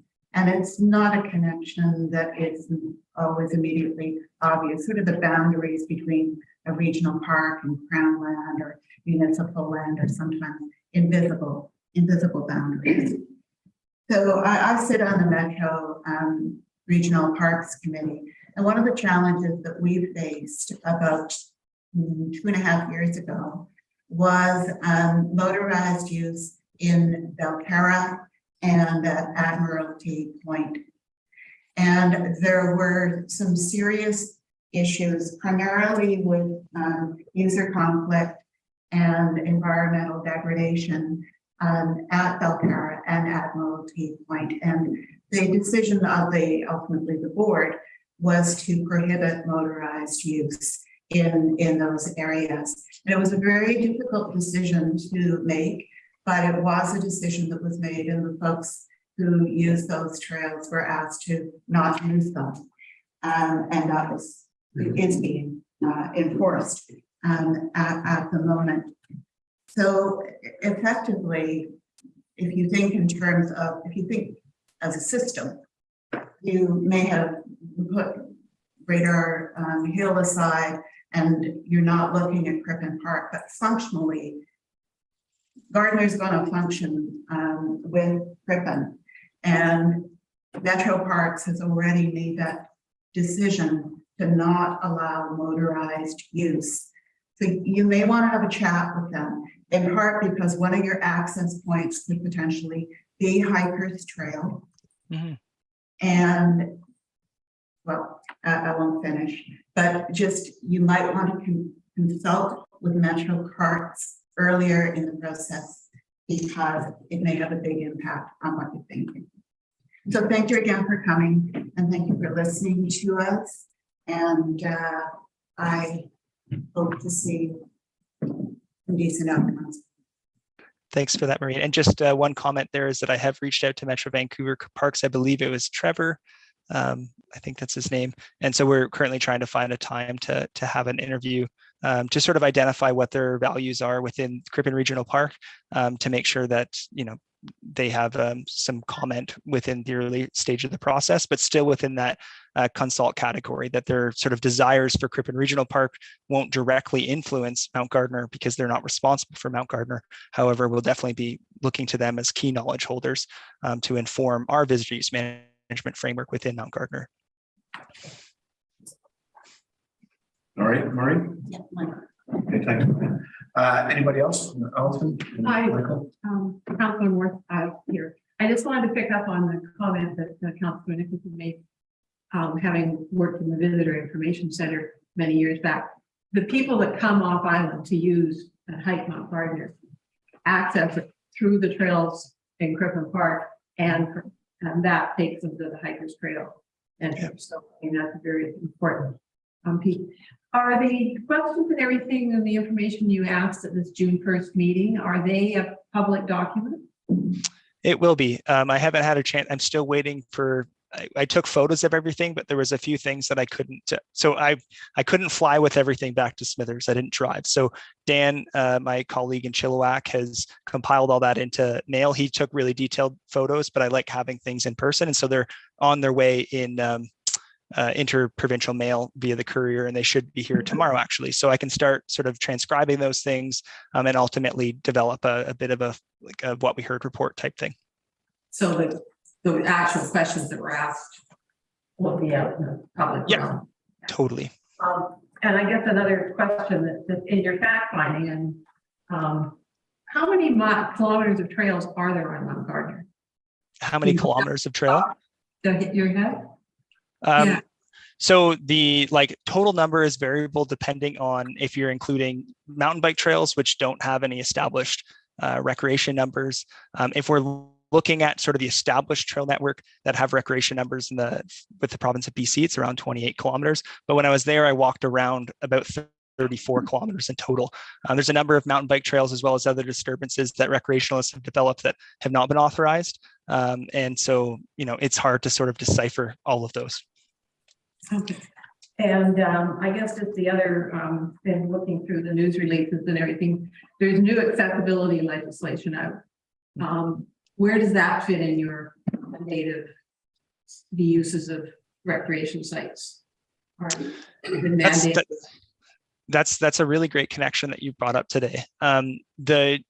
It's something that Rec Sites and Trails Branch is really trying to do around the province, especially in campsites and accessible trails adjacent to communities. It's something that we've been developing a lot of in recent years throughout districts. Mount Gardner hasn't been a consideration for development of an accessible trail. Oftentimes they're quite costly, just due to trail tread, that sort of thing. You often have to bring in a piece of machinery, a bunch of external fill, that sort of thing, to generally develop that type of surface. And so it's something that we haven't considered, but if there's interest from the community, that is something that we could maybe consider and work with the municipality in the future when sort of the management direction is decided and we're sort of looking at development of new trails potentially in the future. If the municipality and its constituents wanted to bring that type of proposal forward, it's something that Recreation Sites and Trails Branch would definitely be interested in engaging on. And then I guess my last question has to do motorized use, electric bikes. Are they considered a motorized use, or are they considered just a good old fashioned bicycle use? That's a real question, and it probably would depend based on who you talk to at the provincial government. So Rec Sites and Trails Branch, we abide by the Forest Recreation Regulation under the Forest Range and Practices Act. Under that, an e-bike, if you look at the Rec Sites and Trails Branch has an e-bike policy, and it's very similar to the BC Parks e-bike policy. There's strict definitions of what that is. If you look at the Wildlife Act, e-bikes are actually considered motorized vehicles. And so in this context of recreation sites, e-bikes are considered in their own class, not as a motorized vehicle or an off-highway vehicle as we describe, or off-road vehicle under the ORV Act. They're in their own separate category in areas that Recreation Sites and Trails Branch manages for recreational purposes. Thank you. All right, thanks, Alison. Michael? Brian, good evening. Brian, let me ask you personally, were you here this evening listening to all the presentations made? I wasn't in person on Bowen Island. However, I was online at about 6:05 tonight, and I listened to every single individual that came and spoke tonight. All right. So probably listening to how many presentations were there? 32 or something. 30-ish presentations. You were left in very little doubt as to the general tenor and feeling of people on the island. If that's in your question, then yes, the individuals that showed up today were very unanimous, with the exception of one individual that spoke to accessibility concerns. Everyone else was definitely concerned and against motorized activity on Mount Gardner for the individuals that I heard from tonight. Yes, correct. And I think I would agree with you with little fear of contradiction. I think besides that, we as a municipality have probably received somewhere in the region of how many letters on this subject? 70, almost 80. 80 letters, 80 letters on this subject. Just today. Just this week. So as a council, we're in an enviable but somewhat unusual situation in view of the fact that you're aware of our motion that we passed. You're aware of our feelings. So it is unusual and it's actually very agreeable. We're actually in violent agreement with the majority of our constituents. And that is something that doesn't happen all the time. And I kind of got a feel for, even when I'm facing you, of the atmosphere behind. And I'm going to ask you just to clarify something you said, because on the consultation held here recently, I would like you to re-clarify that that consultation was not a precursor to our preordained decision, because there was definite feedback from the attendees that they were attending something where the decision had in the main been already decided. Now you're saying that's not the case, and I would like to hear you repeat that. Yeah, thank you for that.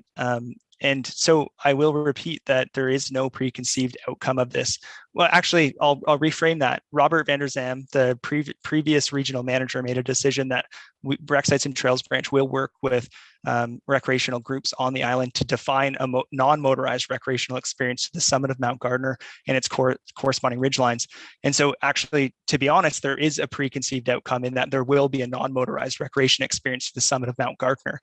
My role is to define what the scope and scale of that non-motorized recreational experience is. So it's not that there will at the outcome be a motorized access within Mount Gardner. That's not at all. The only really preconceived outcome is that there will be a non-motorized recreational experience in Mount Gardner, and that was a decision, not a statutory one, but that was a decision and a direction given by the regional manager of the time. And so just to reiterate, there's no preconceived outcome that there will be motorized activity at the outcome of this. That's our role as public servants, to collect information.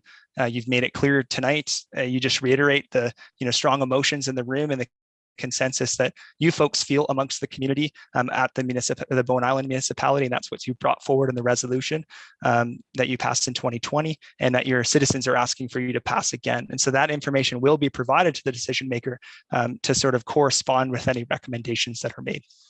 No, and I thank you for that, Brian. And I did intentionally put you on the spot, but not intentionally personally put you on the spot. Believe me. The other thing I want to refer to is this chart with times on it, because after step 1 and step 2, which have some semblance of how long that might be, we then go into a much vaguer timeline. Now, when we leave council chambers, people might well turn around and say, well, how long is all this going to take? Which is a wholly reasonable question. Yep. And based upon this evening, I don't know what to say. So if I said to you, give me your best guess of when we might get a decision, what would you say? That's a great question. So myself as a staff, in the interest of our primary mandate of being reconciliation in the province of BC, I'm recommending that we don't move forward with any decisions until we have a comprehensive archaeological overview assessment and preliminary field reconnaissance completed for the entire recreation polygon. We don't have the resources identified to complete that work yet. And so that's why there's the to be determined aspect. Generally, those processes take about 4 to 5 months, but we have quite a significant shortfall based on what the quotes came back as. And so we're actively internally within government working towards identifying the resources to support that work, to make sure that we're working towards in a collaborative way with our Indigenous partners and other governments to make sure that we have a comprehensive package that we're providing to the decision maker. Okay, Brian, then finally, could I, on behalf of council, implore you to shorten this process as far as reasonably possible, because this is becoming an exercise in frustration in so many different ways. And I see no goodwill being built up by not coming to as speedy a conclusion as possible. And I would welcome your assurance that you and your team would work towards that. I appreciate that. And I've been calling colleagues across all agencies of government trying to figure out how we can fund that type of work. And right now we have a potential avenue, but hopefully that won't reach us to a dead end. But hopefully we can get that archaeological overview assessment and preliminary field reconnaissance completed, and then we can sort of finalize the process. Once that information's done, I suspect that we'll be able to move forward. Once that information's gathered, I suspect that we'll be able to move forward quite quickly afterwards. Well, I thank you, and also for enduring my slightly testy questions. And I'm sure you are in no doubt as to the depth of feeling generally from the community here on Bowen Island. Thank you. Thank you. Liam, comment? Liam Edwards? Yeah, thank you, Mayor. Thank you, Brian. Appreciate all your efforts here, and really appreciate you coming to Bowen a couple of weeks ago and getting your feet on the ground. So I think that's extremely valuable. You made mention of a decision by Robert van der Zam, who was at the time a statutory decision maker. He is a statutory decision maker. Am I not correct? So we have a delegated authority. So he is a decision maker under the force. Well, sorry, he was. He's no longer, because he's with BC Parks. Right. So he's no longer a decision maker. But his sort of incumbent is Andrew Appleton, the new regional manager.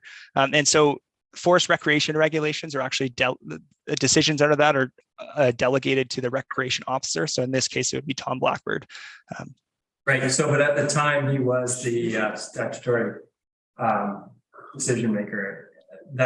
And we were informed by Tom that, or by Robert, that he could make a rule, so different than an order, and so we were awaiting his decision, and we received the letter back in September 2021, and we were all taken aback and surprised by the letter, and we took it as a decision from Robert about a rule, but then we were informed that it was not in fact a decision and a rule by Tom Blackbird and by others. But now tonight I heard you say that it was a decision. So I guess if you could clarify where we stand with that very confusing and very loose letter from Robert van der Zam. Yeah, I really appreciate the clarifying question, because that's important to make sure that everyone's on the same page. And I apologize for not articulating myself accurately. So the decision that was made by Robert van der Zam, the way that I look at it as a planner, because there was no reference to the forest recreation regulation to create a rule for non-motorized use on a corresponding trail, there was no meat to that, if that makes sense. So really what it is it's a decision to resource a planning process to define a non-motorized recreation experience to the summit of Mount Gardner. So that's the regional manager who's responsible for the operational budget and sort of budget and resource allocation within the region.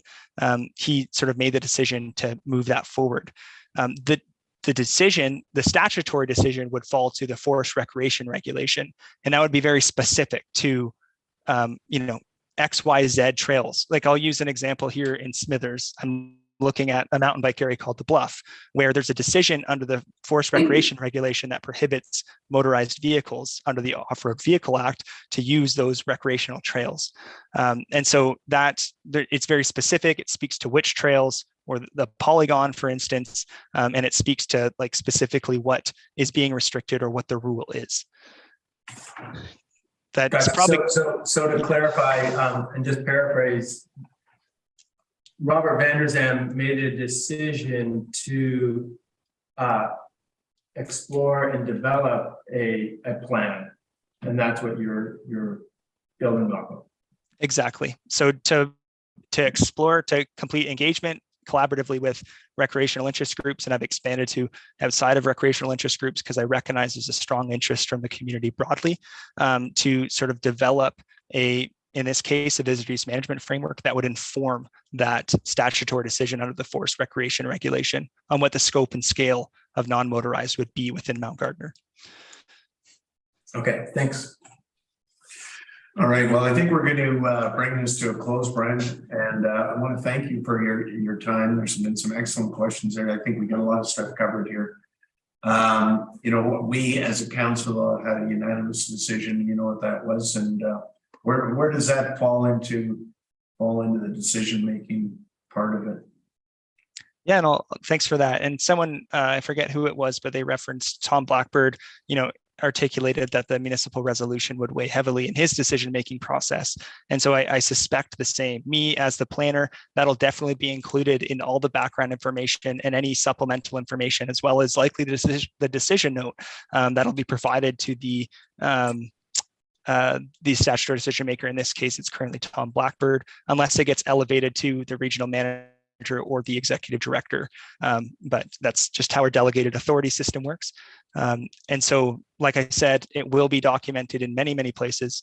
And it's definitely an important piece to consider when we're moving forward with restrictions in the scope and scale that they need to be on Mount Gardner. Okay. Thank you for that. Yeah, I'm going to let you go, but I don't envy your position. There's a lot of moving parts to this.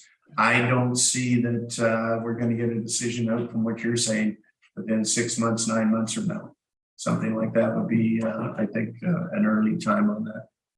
You have our position as a council, and I guess when you get all bits and pieces together, you can figure out the path you're going to take. But you certainly got a good representation of how the people feel on Bowen Island, so I hope you'll take that home with you. So thank you very much, Brian. I appreciate that, and good luck. Thank you. Have a great evening. Bye-bye. All right.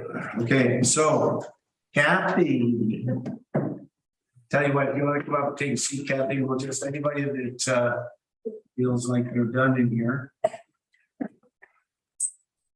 Just move out. Okay, take it on. See you, Teresa.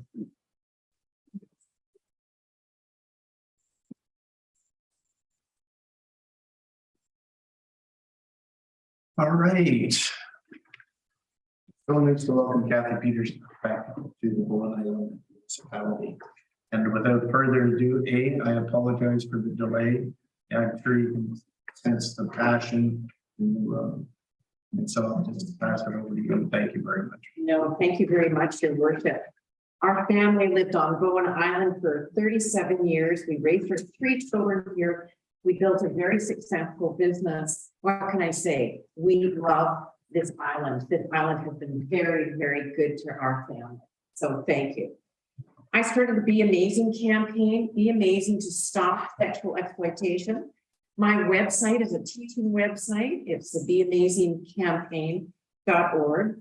Human sex trafficking and sexual exploitation for the purpose of prostitution is the fastest growing crime in the world, and it's very much here. So what is human trafficking? It's the recruiting, transporting, transferring, receiving, holding, concealing, harboring, or exercising control over a person for the purpose of exploiting them.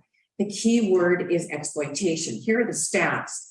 13 years old is the average age of recruitment, much younger for Indigenous girls. In the Lower Mainland, the target age has now dropped to 10 to 12-year-old girls. COVID has made this much worse. Traffickers are very organized and sophisticated.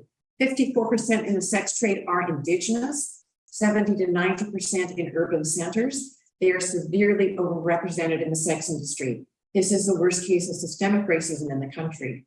82% involved in prostitution had childhood sexual abuse or incest. 72% live with complex PTSD. 95% in prostitution want to leave. It is not a choice, it is not a job. And here's the new stat I just found. 84 to 90% of prostituted persons are pimped out or trafficked. So organized crime and international crime syndicates are involved. Crime follows the money, and traffickers make hundreds of thousands of dollars per victim per year.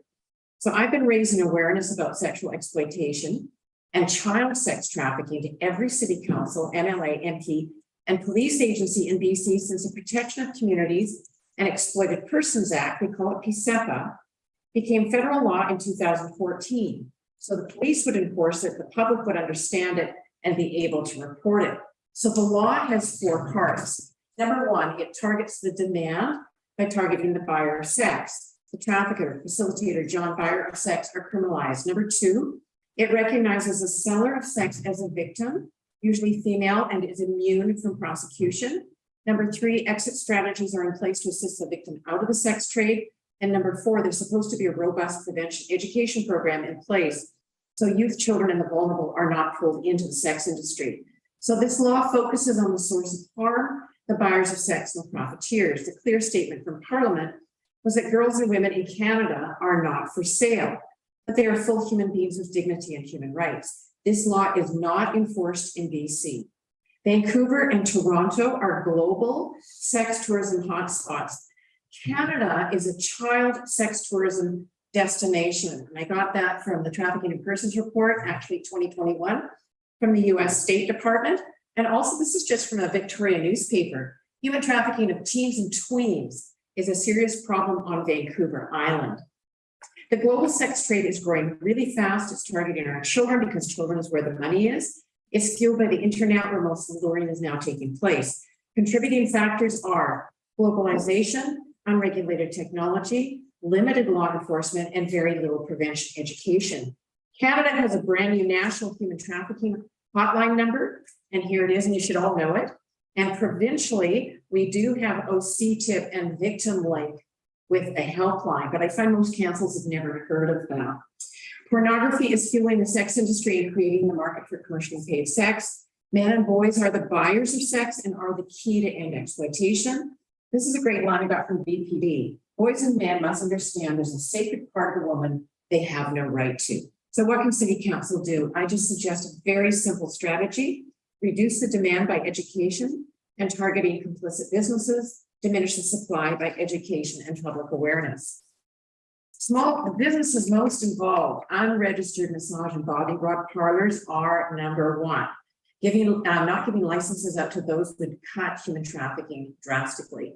Nail spas, day spas, modeling agencies, tattoo parlors, escort services, cheap bars and hotels, men's clubs, Airbnb, VRBO, casino, strip clubs, organized crime clubhouses, bus stops, homeless camps, tent cities, work camps, pool halls, community centers, malls, anywhere that youth congregate can all be typical coverage for sexual exploitation. The sex industry is targeting our youth, children, and the vulnerable in every single BC community, and schools are the recruiting grounds for gangs and sex trafficking. A critical deterrent is the school liaison officer program. These officers prevent crime and protect the vulnerable. An anti-police narrative harms our communities. So a really important resource, and I love them, and I talk to them all the time, and they have these free posters. It's Canadian Centre to End Human Trafficking. They've released their first report on human trafficking trends across Canada. The biggest problem is Canadians don't believe it's even a problem and don't know the indicators. So this centre offers these free posters, postcards, wallet cards that can be put up everywhere in public spaces. Trafficking and prostitution cannot be delinked. Sex trafficking is for the purpose of prostitution. It's important to understand the link. Not all prostituted persons are trafficked, but prostitution could not exist without trafficking. So who is targeted? This is a gendered issue. The sex buyers are male, the victims are female. The majority of cases in Canada of trafficked victims are under 25. Indigenous, new migrants, LGBTQ, disabled, youth at risk, youth in care, any girl now under 14, and some boys. How is it done? The traffickers are typically, they're young, but they're between 17 and 34 years of age. The traffickers meet the demand for commercially paid sex because it's so lucrative. The majority of traffickers are male, but a growing number now are female, and they are in our schools. Most of the trafficking is done online. Traffickers use social media platforms, Snapchat, Instagram, Facebook, TikTok, video game sites, and chat rooms. Boyfriending and love bombing is the tactic. They promise expensive gifts, presents, trips, anything parents will not give. The results and outcomes is a very deadly industry. Victims end up drug addicted, mentally ill, committing suicide, or are murdered. Very few get out of the sex industry, it's about 5%. The cost to rehabilitate is $60,000 per year for at least 8 years. The sex industry is not glamorous or empowering for any woman. Think Robert Picton, the pig farmer from Port Coquitlam who dismembered prostituted women, particularly Indigenous women. So how do we stop this? We need the 2 E's. We need enforcement of the law and education to the 3 P's, police, politicians, and the public. So what are the signs? First of all, the girls become very secretive. They have an older boyfriend that you may or may not meet. They have new clothes, jewelry, gold chains are very popular, change in dress, frequent sleepovers at a friend's house, change in attitude to school friends, family, grades drop, exhaustion, they have 2 cell phones, they have cuts and bruises, tattoos are really cool of Crown Diamond's initials, and the latest now is strangulation marks on the neck. So what can you do as citizens? Learn, share, alert, learn about the issue, share it with your family and friends, and alert politicians and law enforcement about this issue. As a note, I was asked to present to law enforcement across all of Canada by the RCMP in a hosted webinar series. And this week I will be a recipient of the Queen's Platinum Jubilee Medal for my work across Canada. I do have a few asks. Number 1, could you write the Premier and Solicitor General that this crime is a priority in BC? And we need funding for provincial law enforcement and a provincial awareness campaign. BC needs an interagency human sex trafficking task force, similar to what is available for drugs and gangs. Mayor Brad West, who's asked me to present a number of times from Port Coquitlam, was just interviewed on Global News BC asking for this again on May 21st. Mayors from Tofino, that's a global tourist destination, Vanderhoof, that's a highway of tears, and the city of Langley, close to the border, West Vancouver. Did you know they had North Preston's finest gang there? That's just in West Van. Those are guerrilla pimps. They kill and kidnap. They are particularly supportive of my work. Number 2, ask, right, the federal justice minister, he knows me, David Lametti, to uphold that law described, PSEPA. Canada is at a tipping point. The sex industry does want this law repealed. If that happens, Canada becomes America's brothel. Indigenous women and girls are first casualties. We cannot let this happen. And number 3, would you put my name forward to present to the LMLGA? Thanks very much. I hope there's some questions. What are the LMs? The Lower Mainland Local Government Association. Thank you, sorry. Thank you. Shocking statistics. I just want to thank you very much. I've known. Yeah. And we have all that info. Thank you. And we've known each other for a long time. And I just want to say how much I appreciate your work. And I know that one of the biggest enemies that you've got is that people here just don't think it's a problem. The room would be filled talking about Mount Gardner and motorized traffic. And we're talking about prostitution. A couple, thank you very much, people remain. And I appreciate how hard that makes you work on an ongoing basis, because people simply believe. I've worked in the Far East, and it was kind of in your face down here. Here on Bowen Island, really, most people just wouldn't even believe it. Or not Bowen Island, the friendly, lovely Vancouver. So thank you, and I realize this is one of the biggest problems, getting people to understand that there is a problem in Canada. You don't associate it. You don't see it. And forgive me, but we don't see it as like it. I think I would be sufficiently aware if I had seen it, but I frankly don't. So thank you for your assistance. Thank you. Yeah, well said, Michael. So, I have been traveling more over the past 3 years, and I have seen it, I've realized later. When I next encounter a young lady with in the elevator or in the car park moving between vehicles, where do I go for tools to figure out how I can help, or is there anything appropriate I can do as a bystander at the time? Excellent question. Now, I see it all the time, just so you know. All the time. I'm sure your eyes are more. Yeah, I am. The one thing you can do is say, how are you? Are you okay? You can just do that, number 1, and then phone police. Okay. And say where it's happened. You can't take, she will have her trafficker, her pimp standing close by. Yeah, you can still, I mean, so many times I've just made that contact and gone, are you all right? And I can tell from the eyes they're not. And then I go phone the police. But just make that contact. Just that touch makes such a difference. Thank you. Yeah, the requests, did you get those? Kathy said sending her written. Okay. Well, thank you again, Kathy, and thank you for everything you do. You've been at this a long time now, and congratulations on the recognition of what you're doing. Yeah. And, it might not be visible, the effect you're having, but I'm sure it is. So thank you very much. Yeah, thank you. Yeah. Anybody else have a question before? Okay, thank you, Kathy. Good to see you.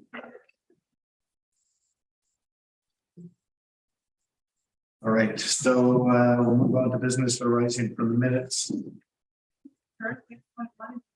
I'm sensitive because it's now, Oh, we were supposed to have this. We on can second on- defer to the next. We can't defer to the next because it's due next Friday, but we can do Oh. it by email. Oh, okay, I thought it was due at the beginning. But yeah, June 24th, oh, it is. it's in my calendar. Because I knew I'd forget. Well, we can do it by email. It's pretty Yeah, straightforward. it's pretty straightforward. We can do it by email. I'm happy with that. we could do that. Thank you, Allison, because I was just going to say we are quite. Don't be here all night tonight. Okay, so Lorraine, we'll move. We're going to do that one by email if we can. We'll move right into 6.2, which is seasonal winter recreation vehicle housing temporary use permit pilot project. Natasha Trump, Island Community Planner. Natasha, how are you? Good, thanks. How's everyone? Good. Good. All right. So Thank you for this, and I'll just pass it right over to you. for sure, I'll get right into it. So I'm just gonna share my screen here.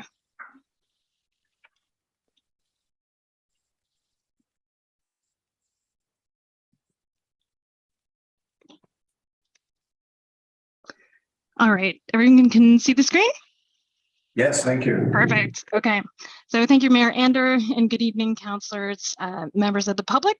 Tonight, I'm here to present on the District of Ucluelet's seasonal worker RV housing temporary use permit pilot project.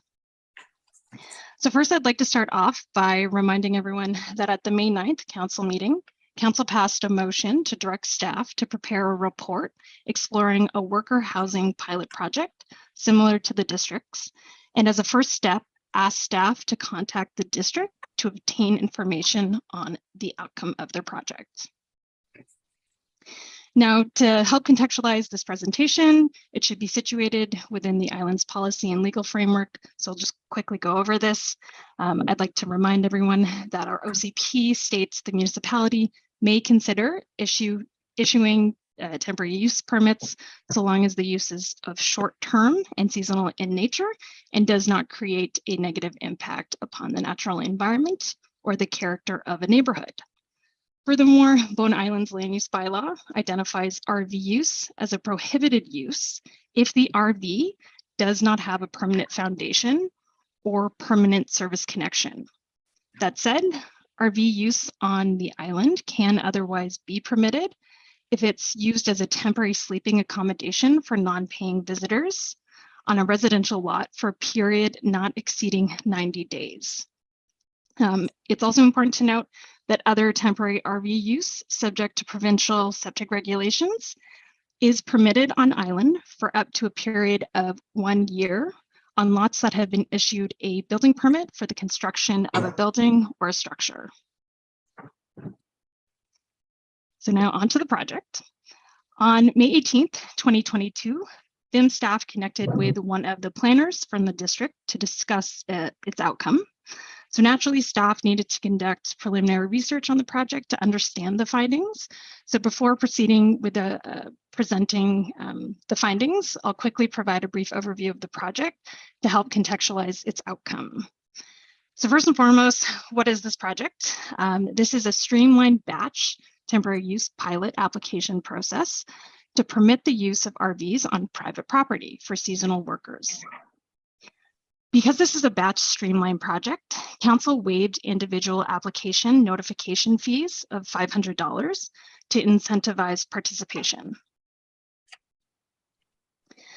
Next, I think it's important to highlight some of the application requirements that may help to inform a council discussion.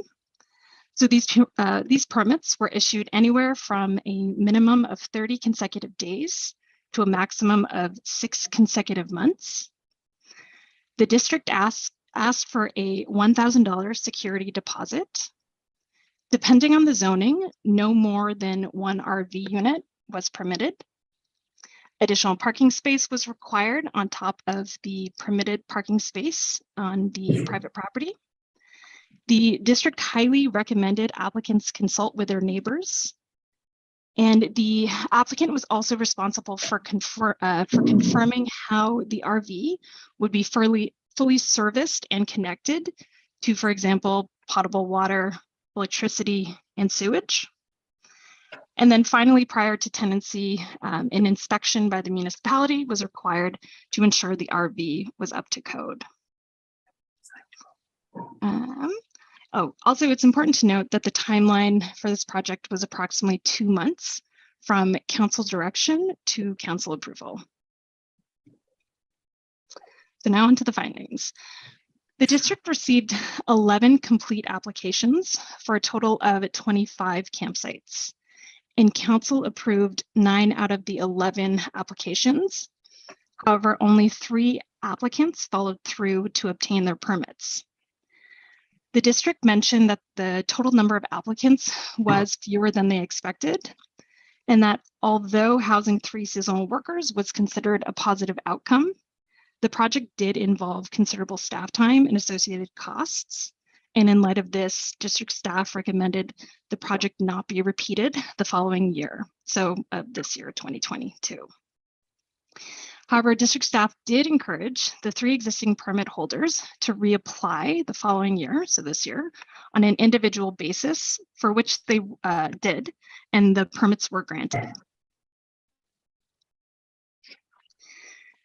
So upon further discussion with district staff, several lessons learned were noted, which if Bowen does move forward with a similar project in the future, I think these lessons could be of great value. So firstly, the district's 2021 timeline of the 2 months, as I mentioned before, was too short. So district staff noted the timeline was rushed and they had limited capacity to draw on. Permit holders voiced that the maximum 6-month term wasn't long enough. Applicant feedback voiced that the deposit fee of $1,000 was too much. The security deposit is actually said to be one of the contributing factors as to why many of the applicants did not follow through with obtaining the permit. So although these concerns are understandable, a security deposit is necessary. However, the district staff recommended that if they were to move forward with a similar project, they would have required the deposit at the upfront prior to the application review to deter uncommitted applicants. Applicants also noted that having the district inspect their property was undesirable. And then other lessons and findings revealed that there were no noted health and safety concerns or neighbor complaints, and that all security deposits were returned to the permit holders.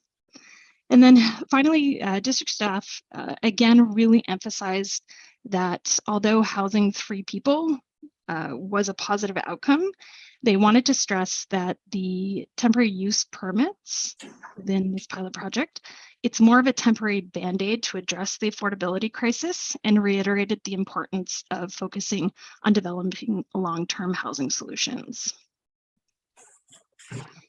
So in light of the project's outcome and the discussion we had with the district staff, BIM staff are recommending that council not move forward with launching a similar 2022 pilot project due to the short planning stage and schedule timeline. At this time, at the time of this council meeting, so June 13th, staff believe there is really no feasible timeline to have council approve a batch intake of temporary use permits prior to the typical summer season beginning. So as I previously mentioned, the district's projects timeline from drafting applications to approvals was approximately 2 months. And if BIM council directs us to move forward with a pilot project, council will need to approve the batch temporary use permits by the July 25th council meeting, given the August summer recess. So this would actually provide staff with an approximate 1 month to 1 week timeline to meet the required project deliverables, which would involve drafting the application, raising awareness of the program, reviewing the application, issuing public notices, and then finally presenting the streamlined batch intake to council for approval. So we believe this short timeline is unrealistic, as it's actually shorter than the district's approximate 2-month timeline, which, as previously stated, was too short. So staff believe a short planning stage and schedule timeline could possibly undermine the success of a future similar pilot project on Bowen. And there are also concerns regarding the limited staff resources, as it's worth noting the Ucluelet's Chamber of Commerce played a significant role supporting district staff to meet the rush deadlines established by council. So to conclude, although the district staff noted, again, as I mentioned, housing 3 people was a positive outcome, when comparing staff time and costs versus the application uptake, it was questionable whether the project was a good use of limited staff resources. As such, and as previously mentioned, we are recommending council direct staff not to proceed with a similar pilot project for this year, but to direct staff to encourage applicants to individually apply.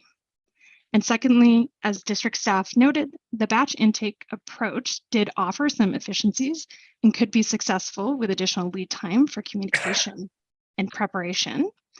Staff are recommending council move forward with implementing a similar 2023 pilot project, and thus we're referring the project to the 2023 council strategic planning session. And that is it. So I'll now take any questions. Thank you very much. Thank you, Natasha. Questions from anybody? No, go ahead, Maureen and Cyril. Just a thank you to Natasha for the research on this. I think it's very clear that it's not a viable project for the summer on Bowen, but the conversations we've had with the folks in Ucluelet make this worth potentially worth pursuing in the coming year. So it's really good work, and I appreciate it. Thank you. For sure, thanks. Yeah, I agree. So Yeah, thank you. I was just going to comment that after we spoke of this at the previous meeting, some weeks ago now, as I left the meeting and was walking home, I met a staff person being assisted in moving into their new place for the summer. So I thought, oh, it's too late. And from my experience in working in the seasonal like parks and places where they're anyway, it's like January is when you start figuring out that kind of thing just before you start hiring. So thanks for the report, Natasha. I think it's good to learn from what other people have tried, and I support the recommendation. Great. Likewise, it doesn't sound like it was a winner over there, and staff had a lot of reservations about the success of anything going forward. I don't see that, maybe they could adjust the amount of money or that sort of thing, but I don't see that the staff time represented enough space. It could work better over here. I don't know, but it's just a real tough one to just sort of move ahead with. Now, is anybody interested in splitting this, or should we just leave it as it is for both parts of it? If there's no further comments. I think it's fine to do it all together. Yeah, I think so too. Okay, so the recommendation is as noted. You want me to read it out? No, I don't think you have to. We just saw it. Natasha just read it out. So I'm going to move that recommendation, and I'll second it. thank you, Alliston. And any further discussion on this? Yeah, just Okay.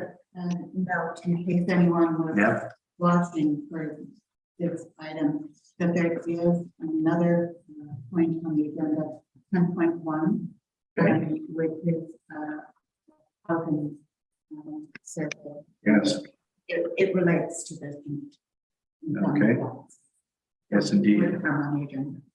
Okay, thank you. And if that's it, I'll ask a question on favor. Thank you, everybody. Thank you, David. And thank you, Natasha. Okay, thanks. And we're going to move on to 6.3, I believe.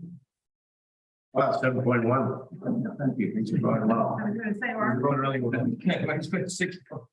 So this is Bowen Island Municipality Land Use Bylaw 57, 2002 Amendment Bylaw 562, 2022, which is Vulcan Creek Road and the RZ 03 2020.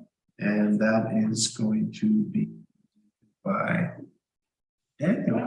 all right. Thank you, Mayor Andrew. I have a really short presentation, but I don't need to go through the details. So this, as council knows, is bylaw 562. It went to a public hearing May 24th. And it's come back for consideration of third reading and adoption. A total of 5 people spoke at the public hearing, 2 representing the applicant and 3 in opposition with concerns about the proposed access along Amelia Lane and a private shared driveway. So there's some comment in the report on that concern, but staff in reviewing it are not concerned with the proposed access. The fire department and public works didn't express concerns with the proposed access, and so staff recommend that the bylaw be read a third time and be adopted. All right, thank you, David. Zero.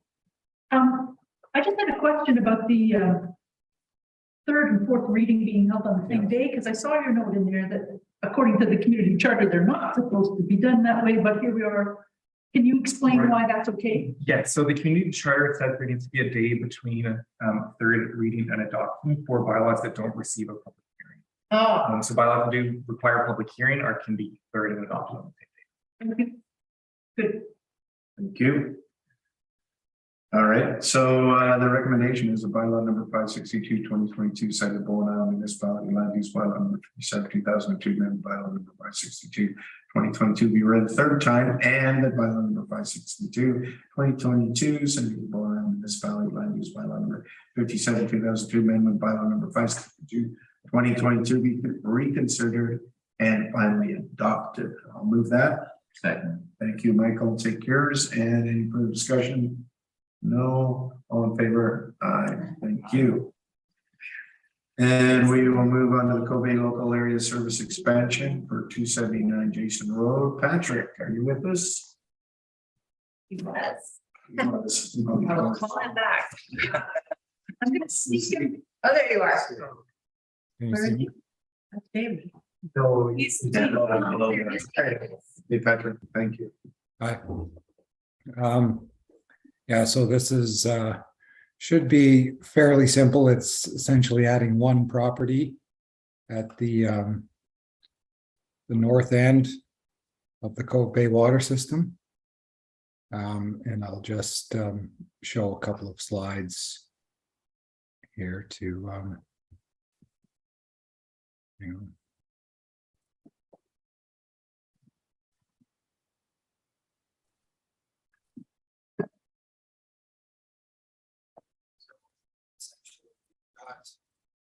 Cove Bay water system. The most recently added properties were over by Grafton Lake, the new subdivision there.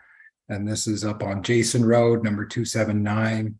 One property on the north end. And it's shown there in the blown up map. What made this a little more complicated for the applicant was the water line doesn't follow the municipal roads. That's definitely the preference. It makes things a lot simpler. It runs across 1245 Ocean View and the adjacent property there, which is 251 Jason Road. So there is an easement in place, and a new that easement had to be modified in order to across this 1245 property. So that's why that property is included in the agreement as well. And the applicant is 1279 have borne all the costs of installing the service line and then the legal and survey costs of amending the easement, and they've paid the contribution to the Cove Bay service area. So we're recommending that we amend the bylaw accordingly and add them to the system, to the Cove Bay water service area.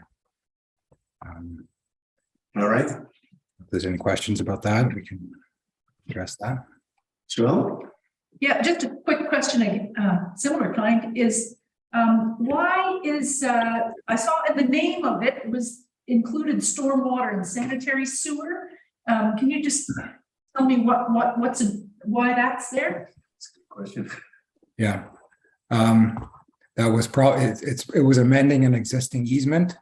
And that's probably what the existing easement template that was used. Okay, It is just for water. That's what I wanted to confirm. Thank you. Okay, thank you. I'd just come up very quickly. Michael. When we've got an issue like this where all parties are in agreement, I was going to ask what it comes in front of council for just for our approval. Is it something you should be able to approve? I mean, I understand where there's disagreement or wherever. Why are we being asked to approve this? It's because it's an expansion of the service area. Yeah. For which we're being paid. No, but with the bylaw, regarding the bylaw. Because the bylaw got amended to expand the service area and only council can amend the bylaw. Okay. I just wondered whether we might be able to. yeah. Sure, I think so. Yeah. Allison, do you have a question? I was going to move the recommendation. Oh, please do. The council authorized the mayor and corporate officers to enter into statutory right-of-way agreement between BIM, the owners of 1245 Ocean View Road, and the owners of 279 Jason Road. You property. Never mind.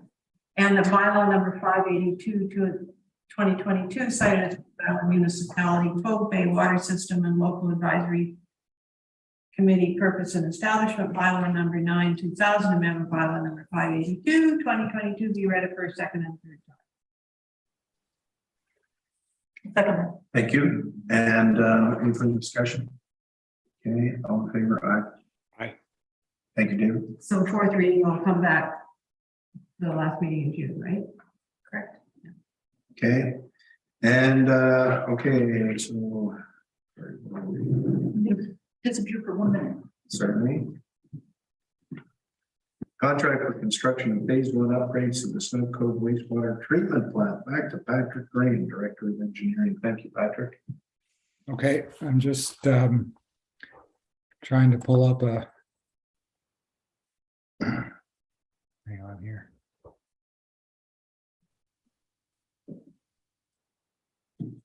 Just trying to pull up a presentation that I have on this to guide us through. Okay. Give me 1 second. I'll share my screen. All right. There you go. Okay. So just a reminder on the background. This is a timeline that I presented last time. It's modified slightly, but more or less we're on track with, starting the year. We had the council and committee meetings that where we had an extensive discussion on this topic. We did proceed with the up to about a 60% design phase for the phase 1 upgrades. And then we went to through the RFP process to engage a general contractor. In this case, prior to the completion of design, with a sort of more of a design build type of approach to the project delivery. We have completed the design and already started on the procurement of some of the materials that have long lead times. And the plan would be to construct the phase 1 upgrades starting in June and being complete before the end of the year, with phase 2 still to be determined. Just a reminder, essentially it's providing an equalization storage tank. One of the main changes from the last presentation that you've seen on this is that instead of reusing the existing effluent tank and adding a smaller tank that we'll retain in working with the contractor and consultants. There wasn't a lot of savings when you looked at having to have 2 aeration systems and 2 pumps.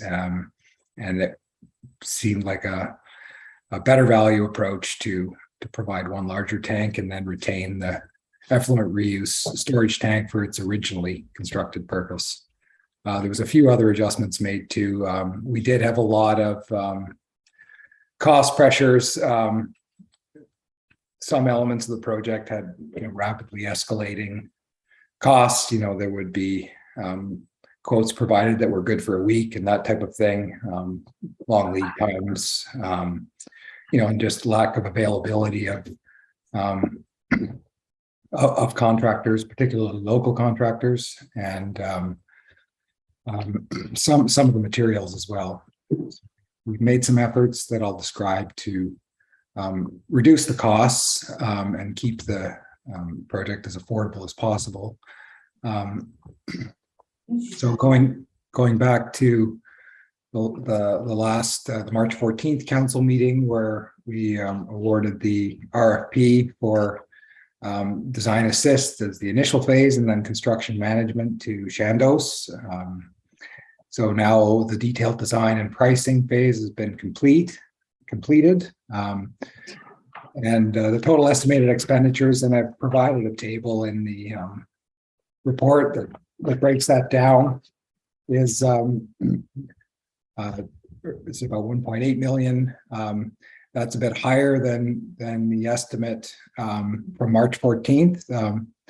Not a huge amount higher, it's about 100,000 higher. But we have been seeing this sort of escalation, and we have done. Initially, the gap was, the escalation was substantially more, and we've made some efforts to bring that down, including taking some of the work on, the upfront earthwork, rock wall construction with BIM as a general contractor. And also procuring some of the materials, some of the key equipment directly. So that's the budget, which was really established at the beginning of the year. The council meetings there with some of the earlier cost estimates is lower than that.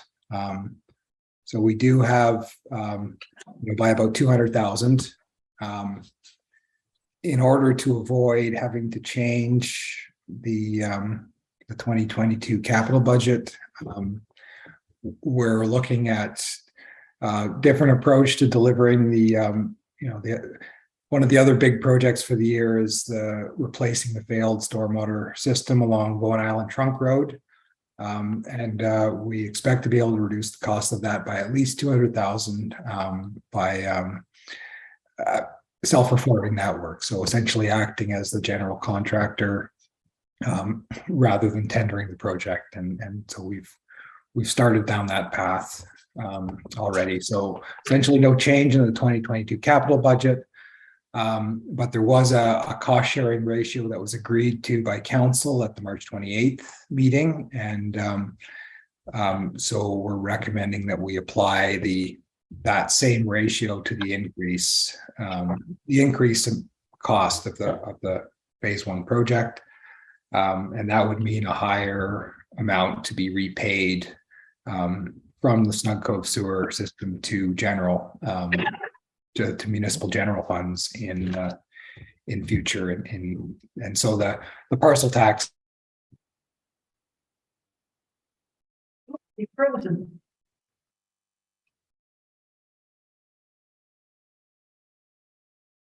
Suspense is killing me. Parcel tax. Oh, dear.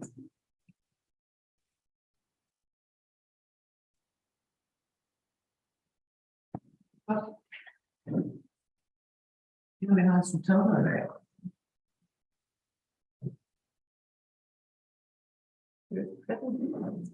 Yeah. Should right down here. Oh.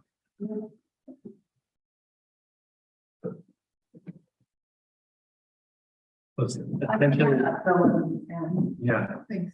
Can you answer the money question? So the additional amount on the overall contract is $186,025. And I think Patrick mentioned that we're proposing that overage be funded in the same allocation between the sewer users and Bowen Island general taxpayers, which resulted in a 56% distribution to island wide and a 44% distribution to the sewer. The additional amount being picked up by the sewer would be about 81,478, which to them would mean extending that parcel tax by approximately 1 more year. It's initially established to be collected back over 7 years. So to collect the additional 81, we need to extend that for 1 more year. So we would amend the parcel tax bylaw that was adopted by council this year. We'd amend it next year and extend it for a further year. Hoping that I covered that. There were 3 recommendations that Patrick had in his report. And the first was to council direct the mayor and corporate officer to enter into a stipulated price contract for $1,175,000 plus GST with Canada's construction for construction the phase 1 upgrades. The second resolution was that council direct staff to amend the contract with Urban Systems to add $145,000 to include services during construction. Now, that's not an additional add, that's part of the overall increased cost, but they are 2 separate contracts. And lastly, that council direct the chief financial officer to amend the budget and financial plan to increase the budget for the additional costs of phase 1 of the wastewater treatment plant upgrade from $1,640,000 to $1,826,025. And that the increase from the contribution from general reserves to the project be increased. The total amount is $186,025. The general reserve portion would be $104,174, and the sewer contribution would be $81,478. The amount that would eventually be collected back from the sewer. In total, that in total it will be. This resolution says increase the contribution from general reserves by 186. That's because it has to be paid for in year 1 and collected back in future years. Those numbers aren't correct. The numbers in the report are correct. And for some reason, in the agenda, the different numbers were used. They are similar but different. So the resolution should be approved. They're based on what's in the report. Okay, then which page of the report? Just page 1. I'm not sure how that happened, Patrick put it and sent me, so. They are slightly different, I see that now. Do you want me to read the motion? Well, I've got some questions. yeah, if there's any questions, we can. So which general reserve, we don't have a reserve called general reserve. Now, is the money going to come from? So I would recommend that we continue to fund it in the same proportion that we funded the original split. The original cost was $1,640,000, and that came $1 million from the capital replacement renewal fund and $640,000 from accumulated surplus. So just for a seamless kind of continuation of that same allocation, I would recommend that council fund $113,419 from the capital renewal and replacement fund and $72,595 from accumulated surplus.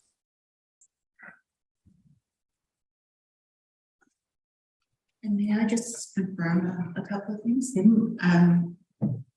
Am I correct in understanding stipulated price contract means that it's a fixed price?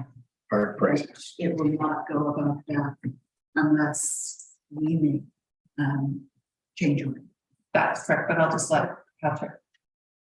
Yeah, it would essentially be as if you had tendered it as a lump sum contract, that's the price for the scope of work that's agreed to in the documents. But yeah, if something unexpected is encountered, there could be a change order. So there's some contingency included.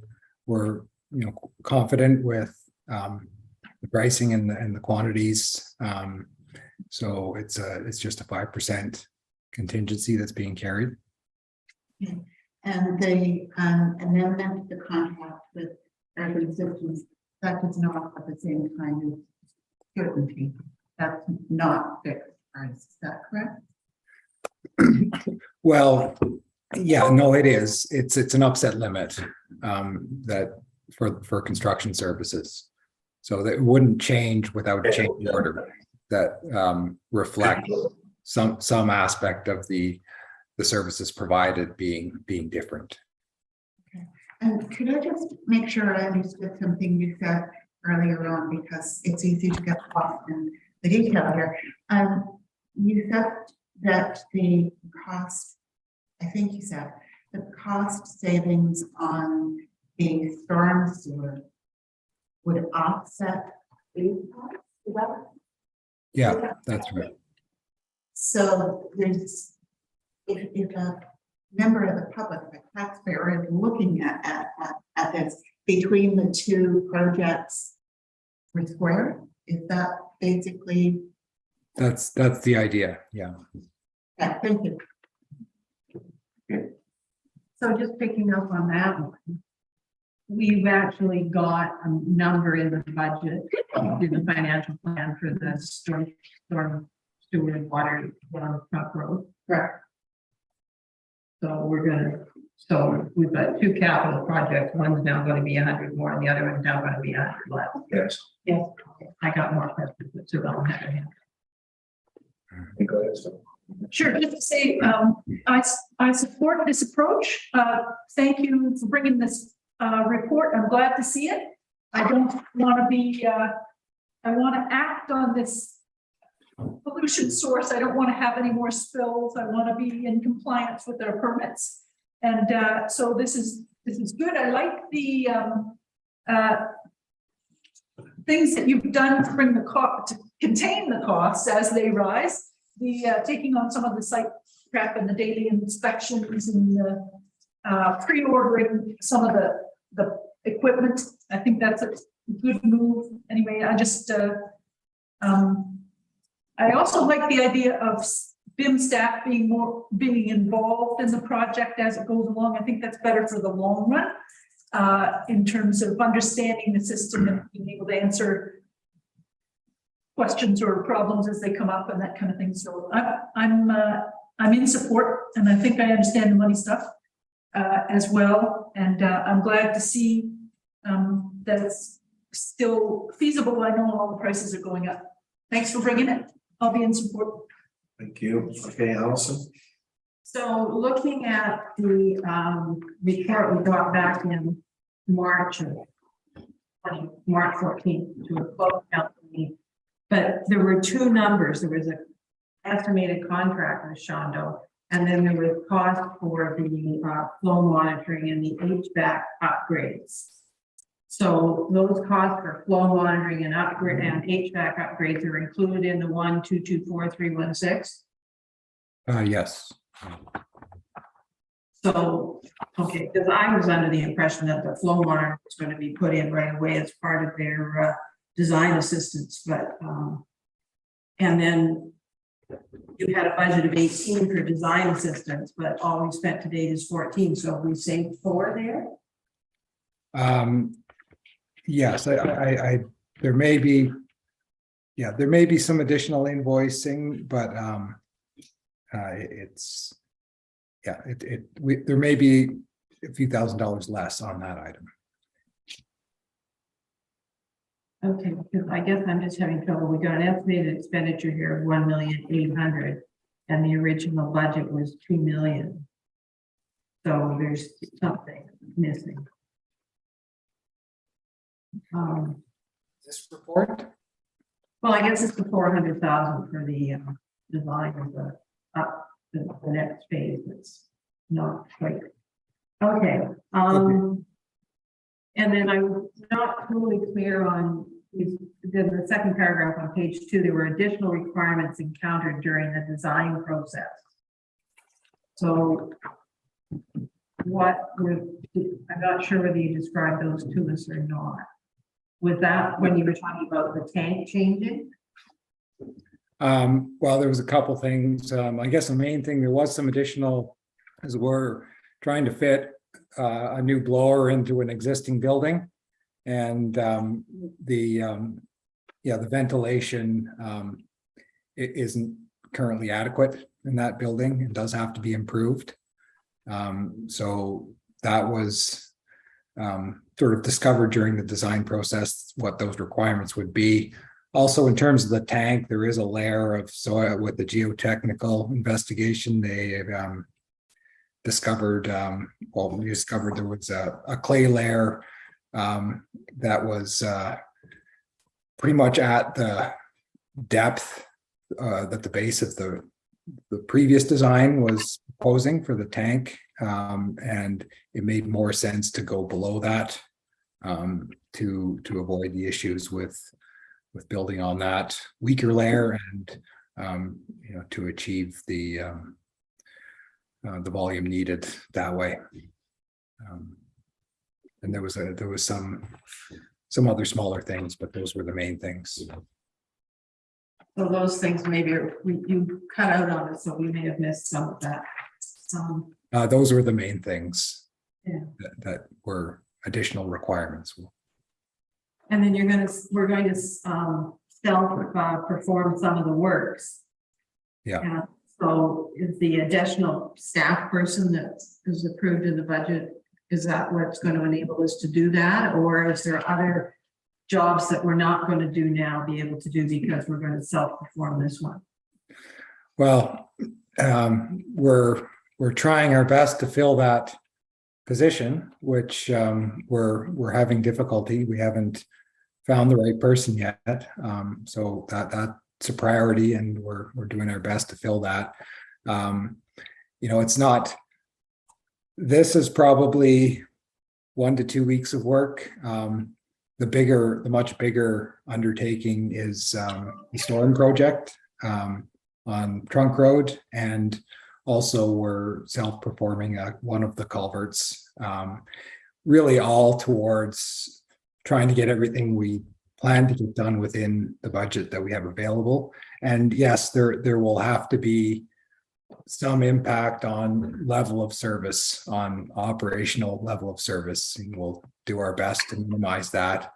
And we don't know exactly what that will look like, what that impact will look like. It is kind of uncharted territory for this group to be undertaking these kinds of projects, but there is a real willingness and real sort of excitement about this direction, and it is a very good capacity building opportunity.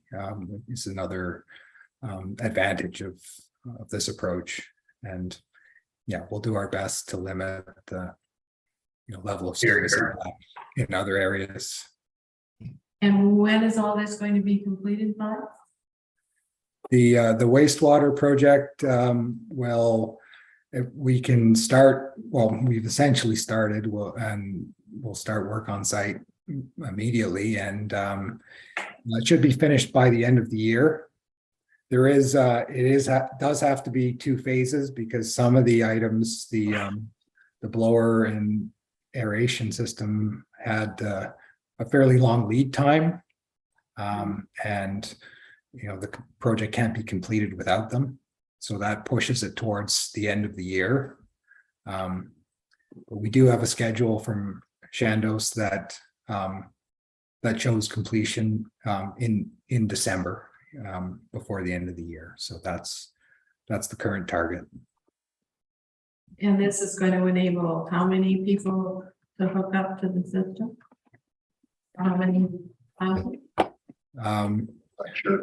Well, at least the building permits that were in limbo, and hopefully more. We've also we did a bunch of work earlier in the year on manholes that were leaking that we knew about. We did a complete assessment of the whole system, identified some more that are being rehabilitated this week. And there's been some significant improvements that we've observed. So we're hopeful that we'll be able to accommodate the as much as possible of these previously approved development areas that have been put on hold.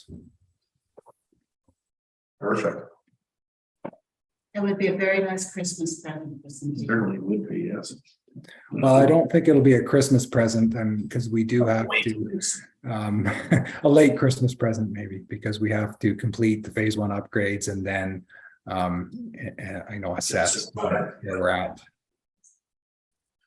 All right, is that it also? So when you said the assessment of the system, was that doing a video camera through the lines and the pipes and things like that, or was that just looking at? No, it was really inspecting. I mean, it's typically where you have infiltration is typically at the manholes, and which are the changes in grade or direction.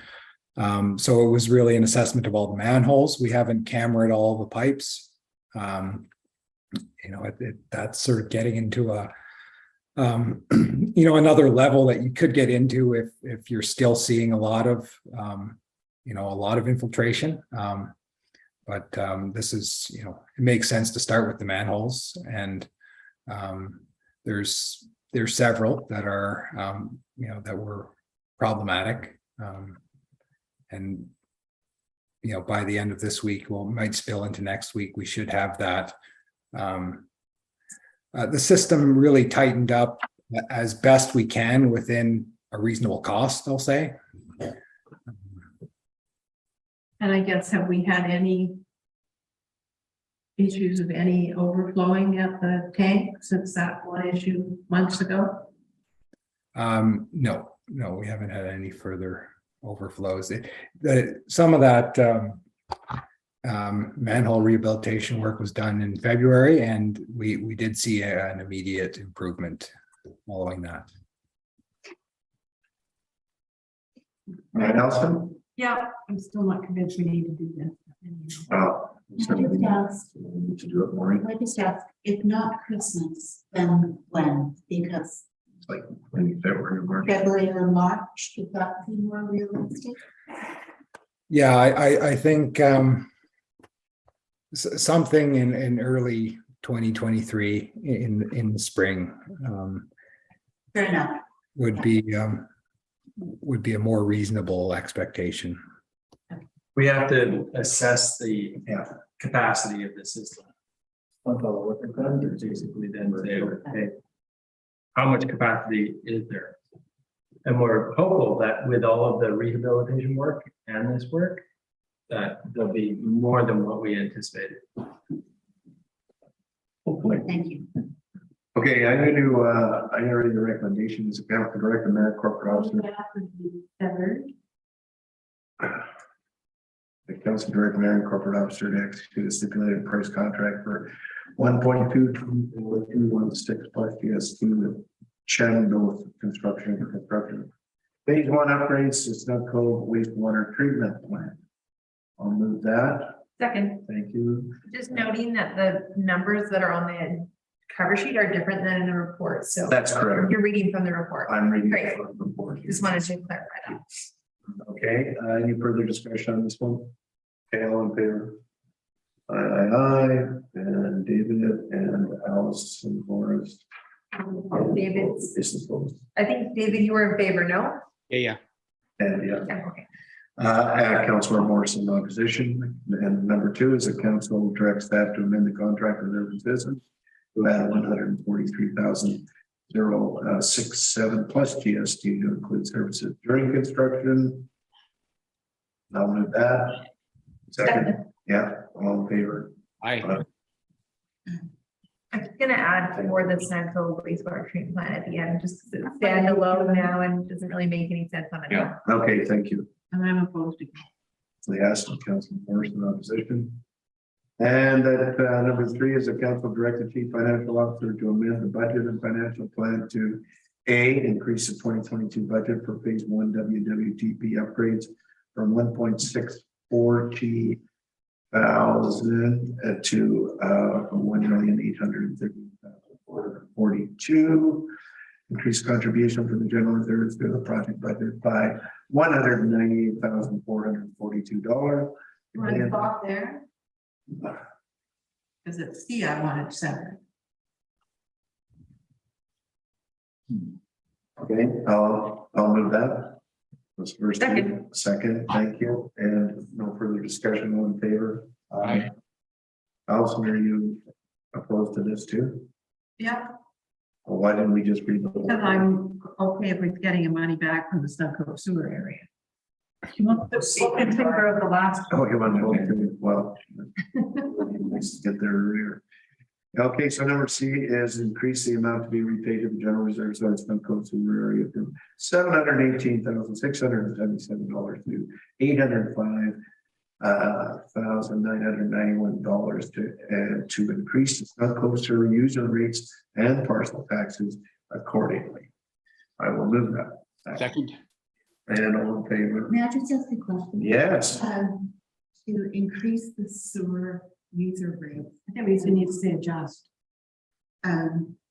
because what you Right. described, not increasing the rate or the parcel tax, but increasing the duration. The duration of the parcel tax, the funding strategy to recoup the money from the sewer also was a kind of a hybrid solution, which included 25% collected through user rates, 75% collected through parcel tax. So by increasing the amount to be repaid to the sewer, I think it implies that we would be doing the parcel tax as well as that one-time bump that we increase the sewer rates. We would continue that going forward for an additional year as well. But the use of the word increase to me means you're going to increase, like instead of collecting $10 a year, you're going to 20. So if you said adjust, then that compensates, you're carrying the parcel tax forward one more year. Would it help if perhaps the wording was changed to recommend that the CFO bring back a funding strategy and repayment plan for future council meeting? Because Well, depends how you're going to do it. So you're going to make the user pay, it's to extend the period of repayment rather than adjust the rates. Well, the rates have been adjusted in this year. They've been increased, a one-time increase of 25%. That one-time increase will endure throughout going forward. May or may not be reduced again at the end of the 7-year period. But there was a one-time bump in the sewer user rates this year in order to collect 25% of the needed money through the user rates to kind of redistribute it on a user pay basis. Okay, so that's more complicated than just extending. The limit. I wonder if your suggestion. I wonder if it said and to adjust, and then add on with a report, an information report to come back to council, because that would be on paper. It confirms what you're saying. It's more clear to the public what's going on. I think so. Change increase to adjust. The second increase? The second increase. The second one. Yeah. And then add a clause and that the CFO will report back to council on the recommended funding. The recommended funding strategy. Yeah. Funding strategy. All right, is everybody okay with that as a? It's not really a recommended funding. No, it is the funding strategy. It's on the funding strategy. Okay. Yeah. Okay. Good. Did you get that one? Yep. That would be a fun amendment. Any further discussion on That this? was moved by Gary Under and seconded by Ellen Hayakawa. I just wanted to repeat that so they're good. Yeah, I thought it wouldn't be an all bad idea. Oh, you're gonna read it? Reread C. Yeah, the council directs the CFO to amend the budget and financial plan to increase the amount to be repaid to the general reserves by the Snug sewer area from $718,677 to $805,991, and to adjust the Snug sewer rates and parcel taxes accordingly, and the council directs the CFO to report back to council on the funding strategy as described. Fabulous, yeah. Sure, yeah, so I'll ask the question in favor. All right, thank you, David. Okay, move on to the next one, which is 8.2. Development variance permit at DVP 020, correction 2020-0308 at 404 Hunter Road. MP Light Body Limited, Drew Back and Planner One. Welcome, Drew. Come on up. Can I have to take a minute just to introduce Drew? Yes, please do. Our term started with us at the end of April. He came to us from the city of Moose Jaw, where he worked as the development planner, and before that from the district of North Saanich as a planner as well. So we're very pleased to have him in our department. Welcome. Yeah, welcome. Hey. Thanks. Thank you much for the introduction. We're very happy to be here. So, cheers.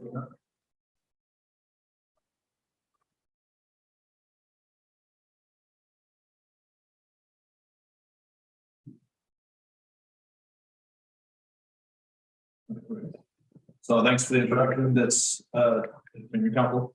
So this application is for development variance permit 2021-0308 to request a variance at 404 Venture Road.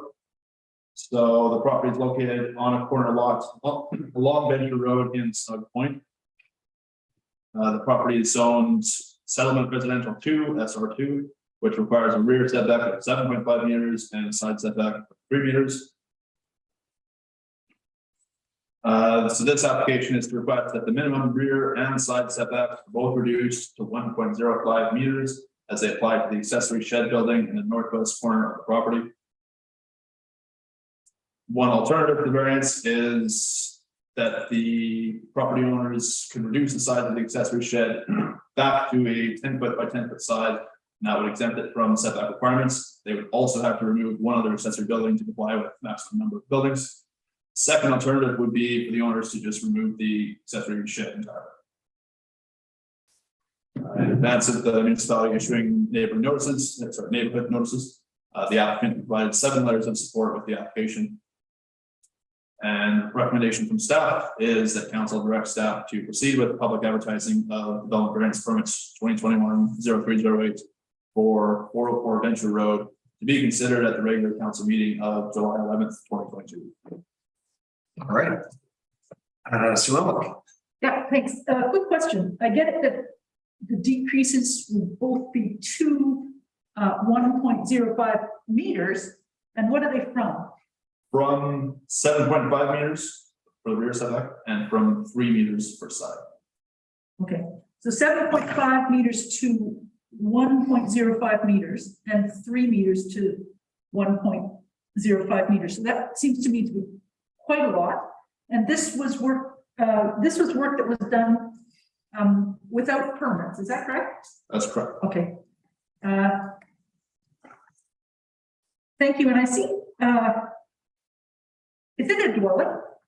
No. Okay. Not well. Okay, I just saw a reference to increased residential something, and I was wondering about that word residential. Oh. But, okay, and, all right, thank you. Okay, anybody else?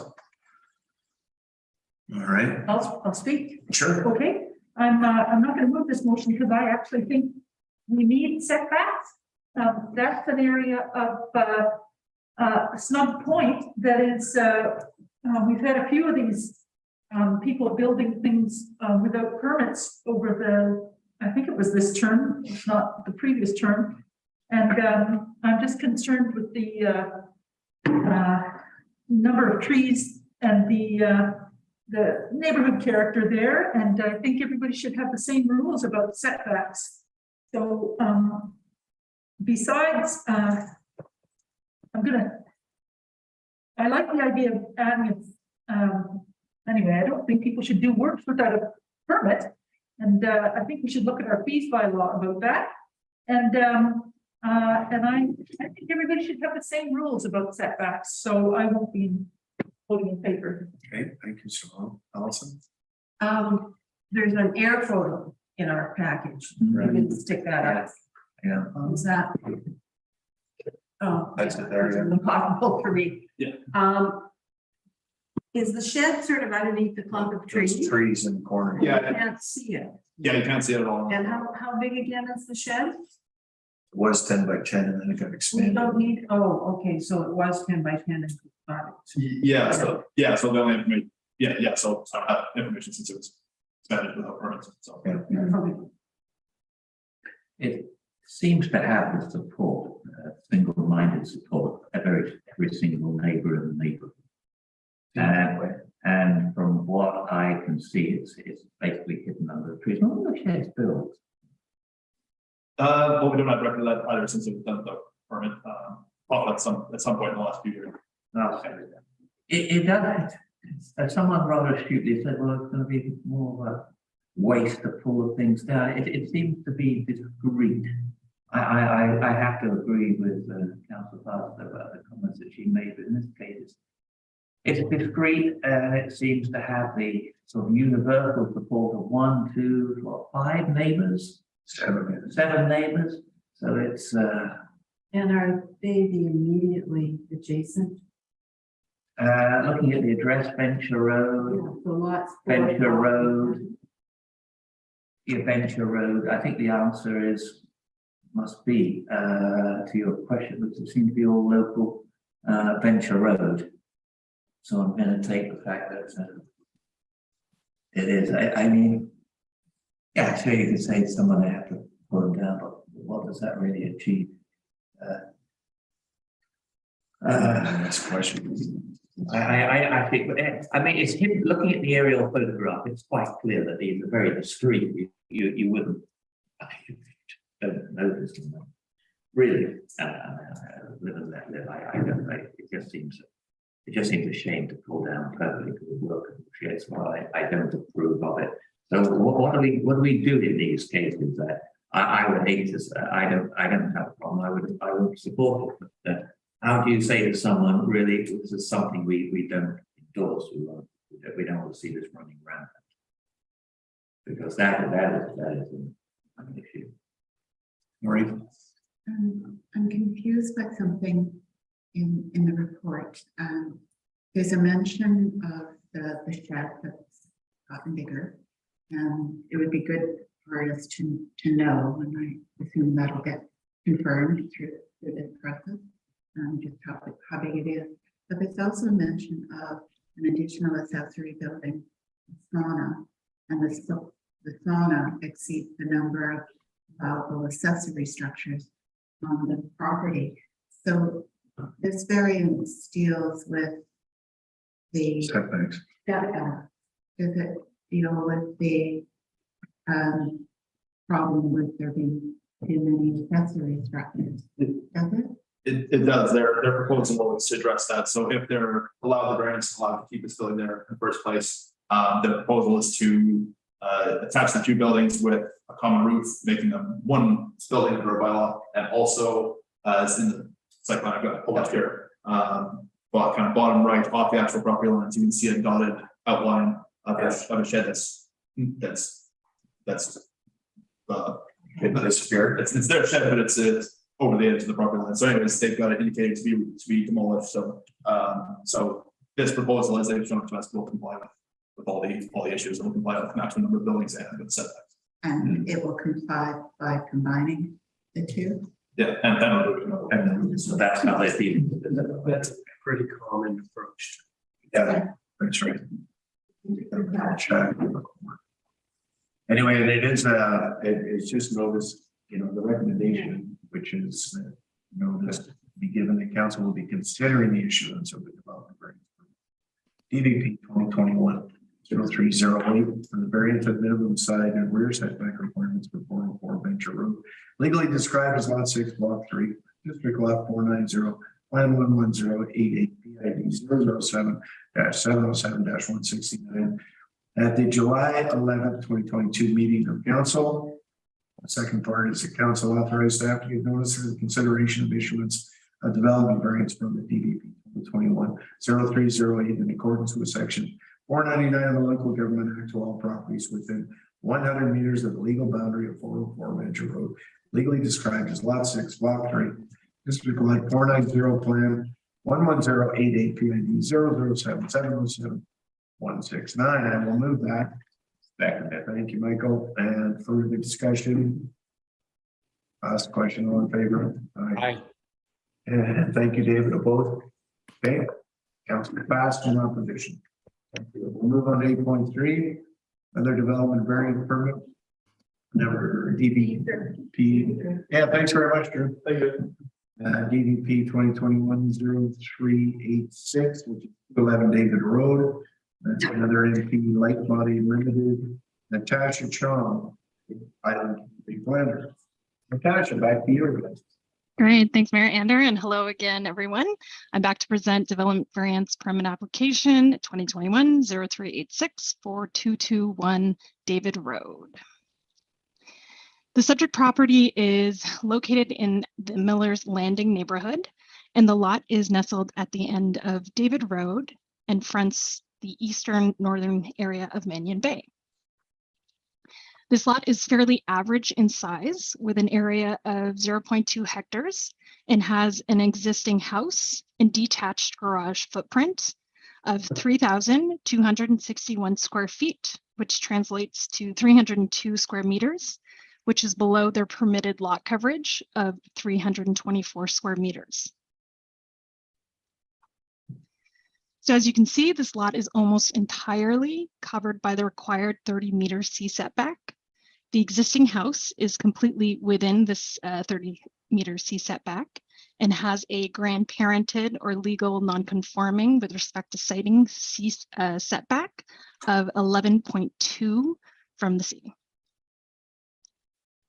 The You lost your voice for a second. It cut out. We're good now. You're good, okay? Yeah. Do you want me to repeat what I mentioned about the, no, you're good. Okay, I see you shaking heads. So the average, okay. The average neighboring setback of this property is 26.4 meters, which is shown in green. And as such, any work which involves adding or modifying external walls or roof envelopes requires a development variance. So the applicant is looking to expand the current floor space shown in yellow by approximately 3 square meters for an expansion of an existing laundry room or mudroom to increase comfort and accessibility within the current space. And to accommodate the addition, the applicant is proposing a reduction of sea setback to 23.4 meters, which is a reduction of 3 meters from the average neighboring setback of 26.4 meters. So here we have a few slides of the renderings from different vantage points of the proposed addition. First, we have the northeast renderings from the existing deck. And as you can see, the addition is a minimum, as I mentioned before, of 3 square meters or 32 square feet in area. And then to further contextualize the application, these are additional renderings looking east. I should note that this is zoned settlement residential 2. So the new addition is well outside the required 3-meter side lot setback as the current side of or the current side lot setting of the existing house with the addition is approximately 9 meters. Next, we have a slide showing the south and north elevation drawings of the proposed development, which, as you can see, remains the same height and grade of the existing primary dwelling. And here we have presented the height, which is well within the SR2 height requirement of 9 meters, as it is shown to be 2.68 meters. And then finally, these are a few photos from the site visit, which can provide, if need be, a reference of what the existing dwelling looks like from the north or the east or the south region. I will also note that this addition does not require an expansion of a septic system, since the applicant is only asking for an increase in additional living space to accommodate the accessibility with the room itself. And then finally, for anyone unfamiliar with the Miller Landing neighborhood, the neighborhood has historically quite a lot of dwellings that are within the 30-meter setback. As these properties have similarly been granted the legal non-conforming with respect to siting. I should also mention that we received 2 letters of support just at the end of today, and I believe they were on the on-table items from the 2 surrounding neighbors. So the neighbor to the west and the neighbor to the north of the subject property, which will be also included in the consideration report if this goes forward.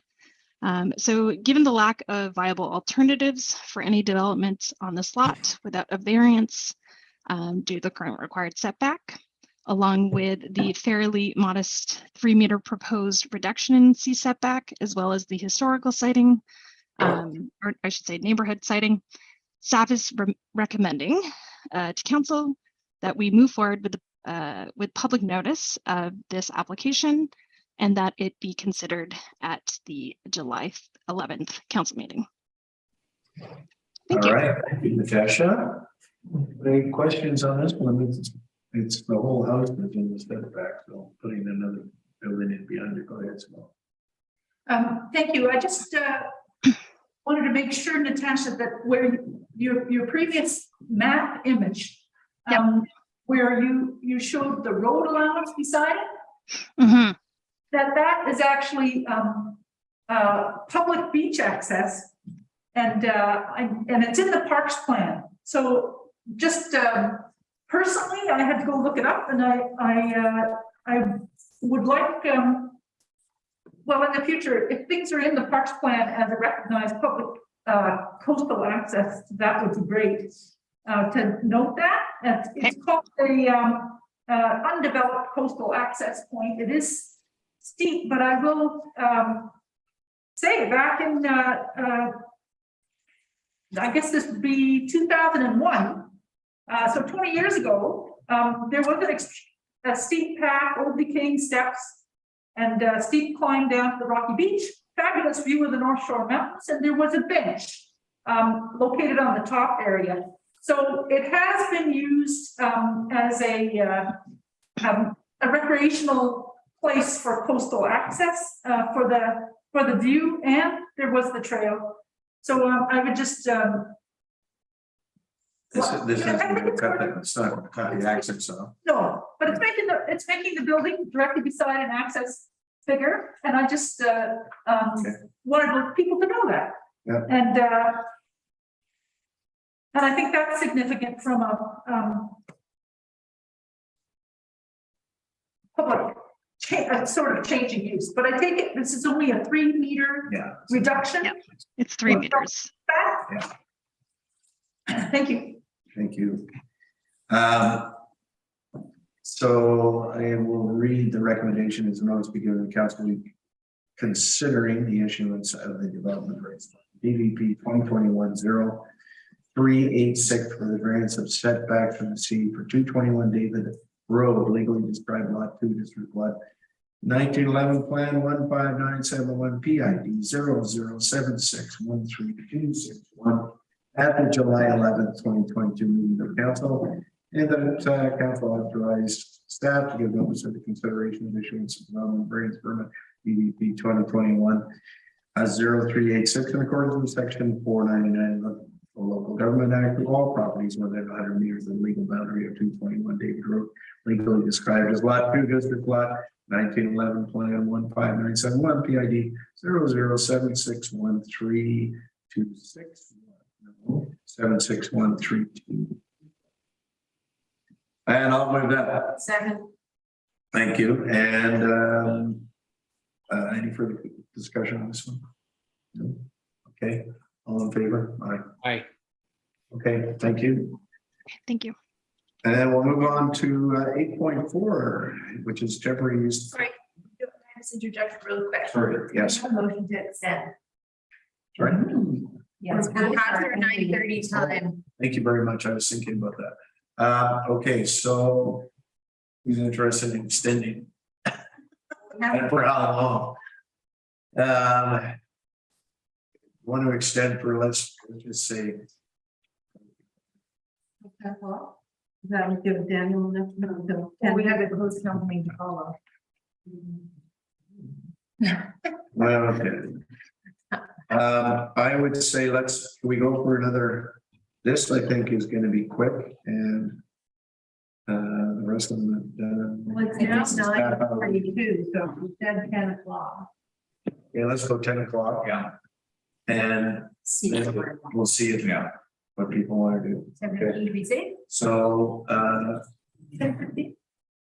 10:15, yeah, but I don't think we're gonna, Think so. okay, let's go 10:15. And, I'll move that. Okay, I'll second, all in favor. Aye, thank you. Very gracious of everybody.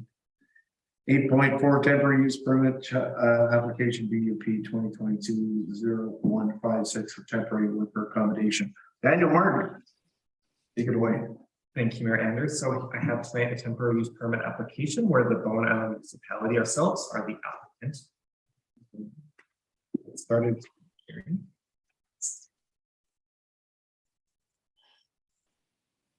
It has to go to the neighbor. It's time.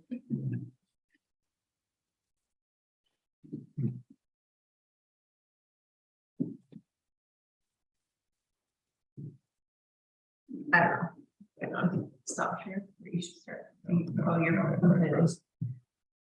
For you.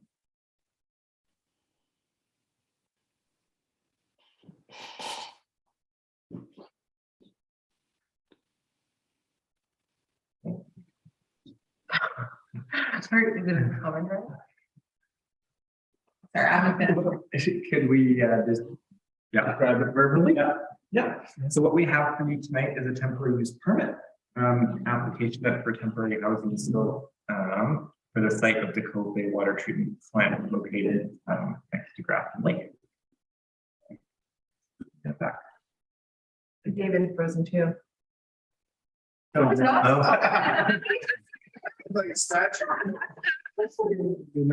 Okay.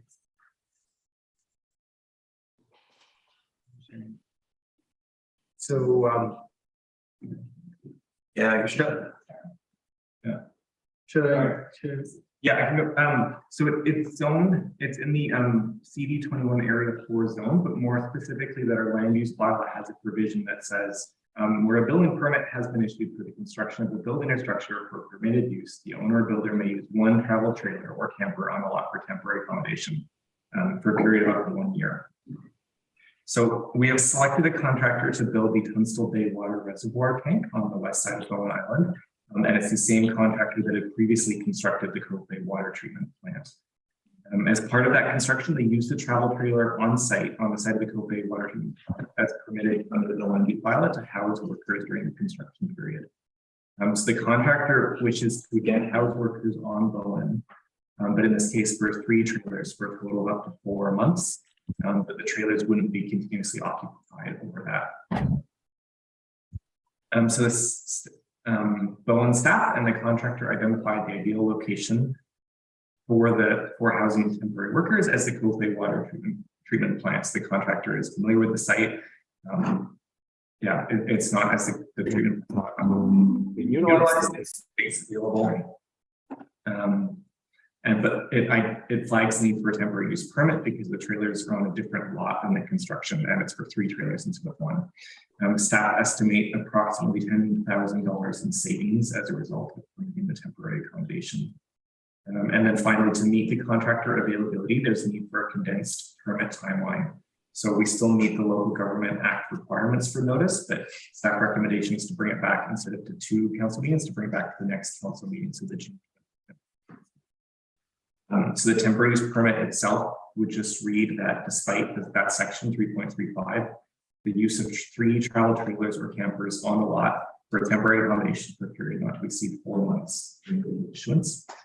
And then the staff recommendation as council give notice that it'll be considering the issuance of the temporary use permit at the June 27th, 2022 meeting of council. I think sorry, I missed the one step, which is proposed conditions, so that we propose the contractor provide a management plan that provides a number of details. And specifically to the public comment we received tonight, so the director of engineering has advised that that the trailers would have holding tanks for septic that would be pumped out with a vacuum truck for off-island disposal at appropriate facilities. They get water from the treatment plant and yes. Yeah. And hydro. And hydro, yes. So they're all set up there. Those guys are living there for they know they to do pretty well, and if they can save some money and set up there, I think it's a great deal. It's a win-win for us. Yeah. I think it's good to see these things coming on because Yeah. also just imagine they have to go backwards and forwards on the ferry every day. So there's a lot of people now who are not on the ferry. I mean, it just speaks to obvious good common sense and good management. So let's see if we can make this work. May I ask how many neighbors there are within 100 meters? Only one. There are, so some of the people on Connolly Lane and Connell Road and Charlie's Lane would be, so when I had done the list, it was about 8 or 9 addresses that would be notified, some of which have the same number. And so the major developer around there is obviously the Grafton Lake Development, owns many of the large parcels around, and we did provide the notice to them in advance of this meeting. And they would enter via that. Yes, correct. That route, not through Connolly and that sort of thing. Yeah. Sorry, yeah, so it was that kind of 12 addresses that we received notice. Thank you. And they're going to be very well monitored and everything else. And that would be the assumption. So that would be the condition of the permit is management plan and following that plan. And what did they do the last time for pumping? The same. Yeah, so it's somebody that's done it before. Yeah, it's a great setup. They know where it is. I'll move the recommendation. All right. Notice be given that council will be considering the issuance of temporary use permit 2022-0156 for the temporary accommodation of the Cove water treatment plant legally described as lot 1, block D, district lot 492. Plan 2250 PID 015026-701 at the June 27th, 2022 meeting of council. The council authorized staff to give notice for the consideration of issuance of temporary use permit 2022-0156 for temporary accommodation of the Cove water treatment plant legally described as lot 1, block D, district lot 492, plan 2250 PID 015026-701. Thank you. I'll second that. And any further discussion? If not, I'll ask a question. All in favor? Aye. Thank you, David. I think that was unanimous. And we'll move on to correspondence, which was dealt with in the consent agenda. And I found you pollution survey. Morning, over to you. Thank you. Thank you, Mayor Andrew. This survey comes out of some work that was done in the Community Economic Development Committee, specifically myself, Council Morris, the committee coordinator, and the chair of the committee, Ron Culver. I think I mentioned, did I get the name correct? I was Culver Adams. And the intent was to develop a brief survey that would help obtain information from business owners. So this is not a general housing survey to all of Owen Island. It's specifically to business owners, people who employ staff, to get a sense of the extent of their housing need and the type of housing that might meet that need, and also the different business impacts that housing availability might have on their businesses. We have kept it tight. It came up initially with 2 drivers. One was that the CBD actually had a lot of anecdote about housing need for businesses, but didn't have a lot of information about it. You know, that they quantifiable part of the research wasn't there. And then speaking with Daniel, when the pilot project came up as a possibility, one of the first questions was, well, how many Owen Island businesses might take advantage of a project like that? And we didn't know. So there seemed to be a gap. This is unlikely to have any immediate impacts, but it may help with the planning in the longer term. So more information at this point.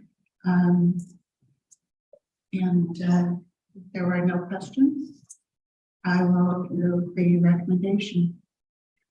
Yeah, it certainly can't hurt, that's for sure. Any bit of information we can pick up is better. And so the recommendation is that staff receive the staff housing solution survey report. Council receipt. Sorry? The council receipt, dated June 8th, 2022. For information. Second. Yeah. Further discussion? All in favor? Aye. Thank you. Yeah, unanimous. We'll move on to new business. Candidate date reimagined event. Jillian Drake, Manager of Recreation Community Services. Maybe out there. There she is. I am here. Hi. Good evening, Mayor and Council. Sorry we're so late. Well, that's okay. I can't believe nobody said, can we stretch our legs or anything? You're amazing. Well, it's a pleasure to tell you a little bit about what our department's planning for Canada Day, because it's quite different than anything that we've done in the past, or the Muni's done in the past. So that's why we're calling it Canada Day Reimagined, with a very different look and feel, and really trying to bring together a celebration, reconciliation, and community all together. So just want to tell you a little bit about some of the different aspects of it. So there's one area, just first of all, it's an all-family event. There'll be fun and activities and learning and connection opportunities for all ages through different things. So one of the things that we're doing is really taking our inspiration from the Indian Horse Next 150 Challenge. And without going into a lot of detail about it right now, it's a series of challenges presented by nations across the country. Basically, it was launched at Canada 150. And it was a way of saying, okay, this is how we can look forward now. This may be our past 150 years. How can we all look forward and move together? So it's there's a lot of aspects of it that are centered around reconciliation. It's all about basically saying these are ways that you can learn about these different cultures that have built our country all together. So there's a number of challenges that have been issued, as I say, by First Nations across the country. So we're picking up a number of those to implement during Canada Day Reimagined, such as the Inuit Games. So there'll be an opportunity to try out these traditional games that are actually really, really hard. We've been trying them out at the youth center on Friday nights to sample them and to get those youth to try them. They're very difficult. There's a bannock making challenge. There's a decolonizing landscapes challenge, which is all about invasive species and learning about the harm of those. There's various challenges related to understanding and knowing our local artists, whether it's musicians, performing arts, visual arts. So we will have a performing arts or a community art piece as well. And we're hoping that various members of our community that are representing different nations will be joining us on that day and participating. We have a cross-country sports sampler where people can try out different sports that were all invented in Canada, and there's different challenges with them. So there's lacrosse, basketball, hockey, 5-pin bowling are all Canada made, born. So we'll be doing things there. We have things like the tug of war is still there. We'll have a Canadian trivia contest that people can enter into that. Another interesting piece that we're doing is the Cultural Reflections Walk. So it's an opportunity to weave knowledge about our native plants and animals and traditional uses of them. And there's a member of the Wet'suwet'en Nation who's coming to lead those. His name's Geronimo. He's an Indigenous educator that I've worked with in the past, who's amazing. So he can tell a lot of stories about cultures related to the plants and animals that are on our lands. So there's a whole bunch of other aspects of it too. There's a very large section just really enabling all of us to connect with one another in a positive way. So it's various things through that there's a random act of kindness jar. There's sort of a needs and offers section where people can state what they need from the community, what they may have to offer to the community. And there's various other aspects of that. We like to also have some opportunities to share some of our municipal initiatives, capital projects. We'll have information on the community center. And this is actually my quick pitch. If anybody's interested in volunteering during the event, we would love to have support at a section like that. So we have informed voices by reaching out and talking with community. We have 3 youth musicians who are going to be singing and performing. And this is all actually funded through Heritage Canada. And as part of the obligations for that grant funding, we have to sing the anthem in English and French, but we're just weaving it into the sets, the song set. So it's not everybody stand now and sing, it'll just be woven into it. And Project Hummingbird is actually coming to be part of it as well. I'm not sure if anybody remembers them from the first day of National Day of Truth and Reconciliation last September, but we told them about the project and they're really excited. We told them, sorry, about Canada Day. And so they're coming to take part and they'll be silk screening the hummingbird. It's all based on the Flight of the Hummingbird story, which is a beautiful, inspirational story. It's all about what each of us as individuals can do. And together we make a huge collective difference. So by a amazing local artist who's given us permission to use that imagery in his story as well. So, and there's food and there's more. And so it's very exciting, 10 to 1 on Canada Day and at the school. So not in Crippen Park. Okay. So all together, all very different. Wow, great. Any questions, anybody? Oh, there's some. Yeah, I knew that. Put me down for the table with the information about the community center and chatting to people. I'll be happy to be there. Yeah. Great, thank you. Thank you. Yeah. I'm writing it down right now. Okay. Gillian, have you got, is this going to be a particularly appealing to sort of youngsters as well? Yeah, there'll be a lot of all ages activities. And luckily it is also right by the playground. So if the parents want to get really engaged in some deeper learning opportunities, the kids can go and play potentially as well. But there's various sports designed for them.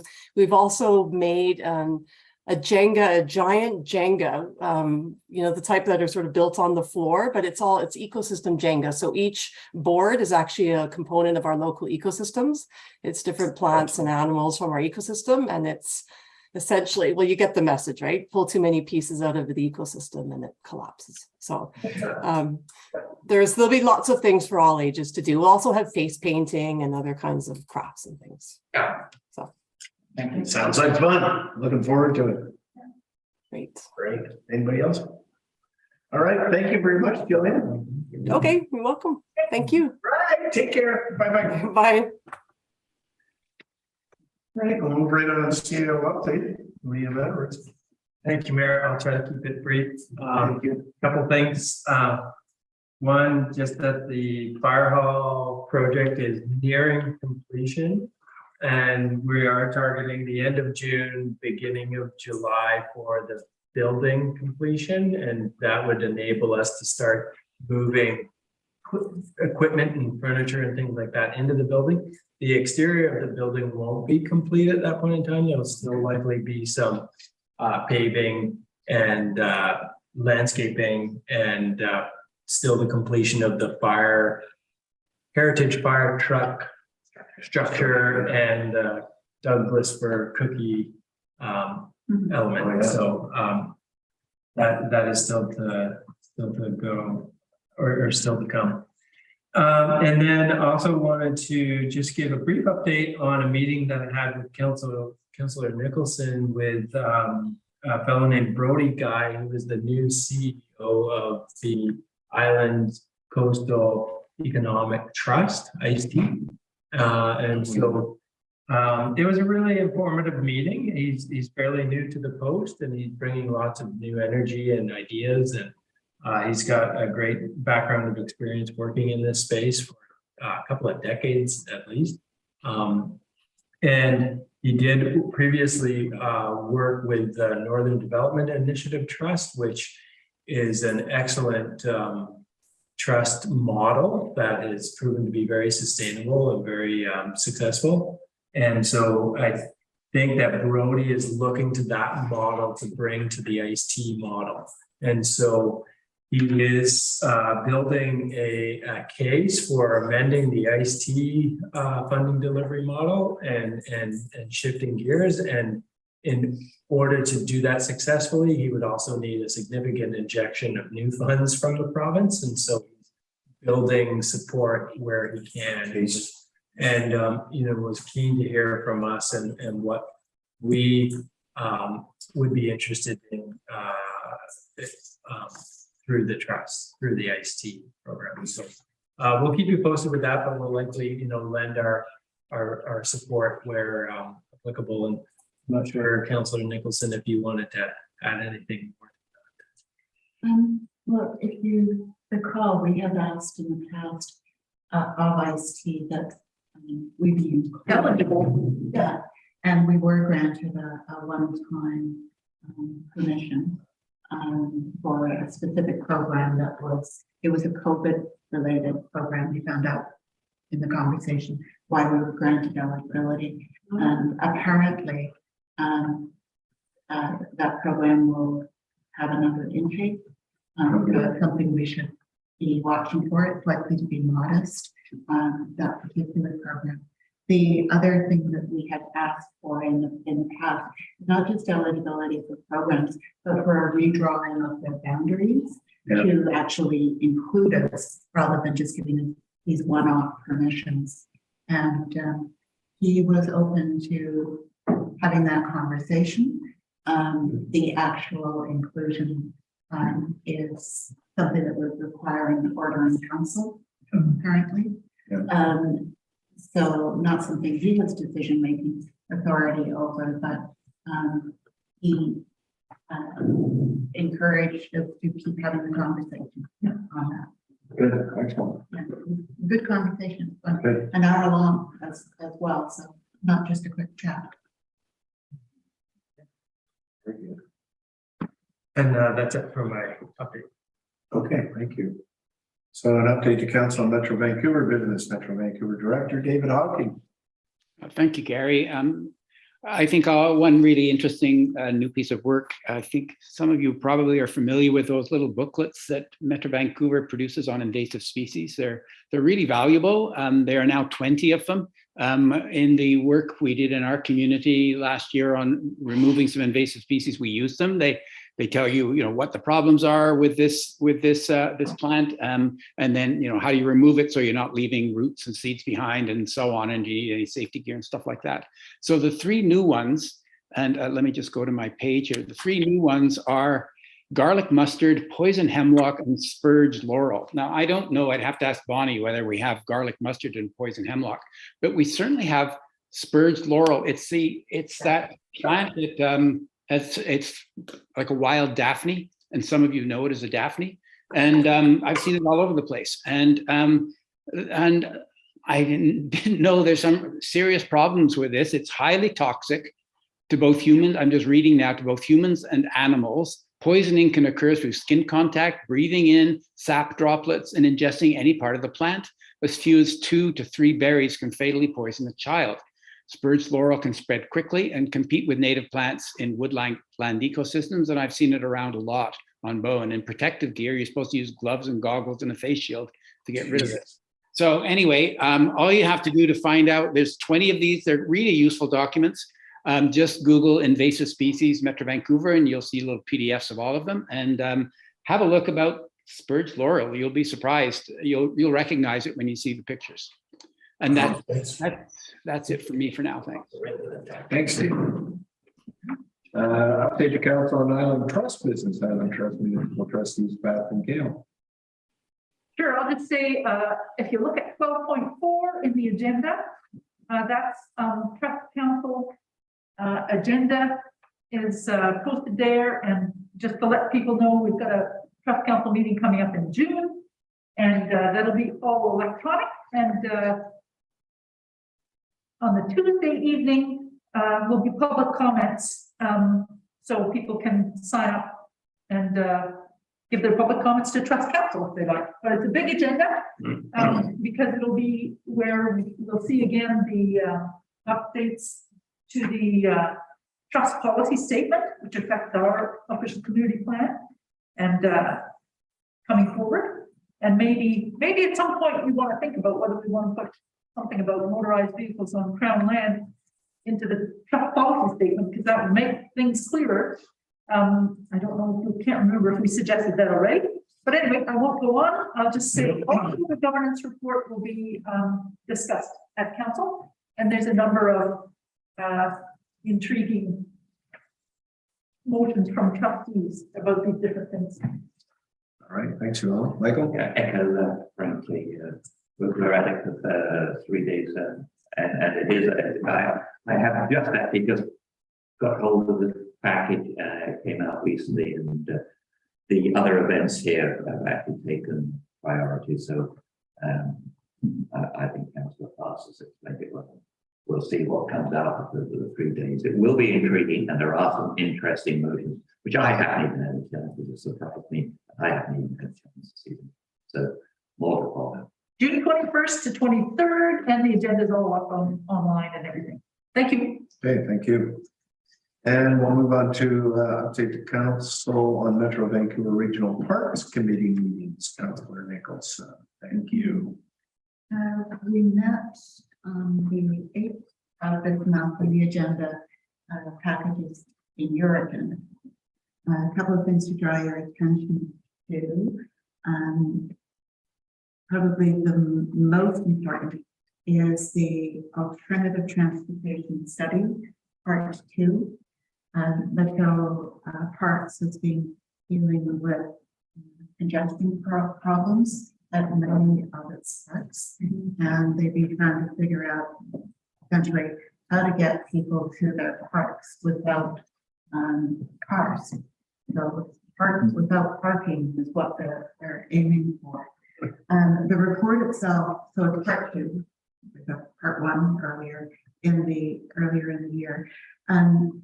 Part 2, there's a section on passenger ferries that I think is worth taking a look at, and there are some examples from other communities.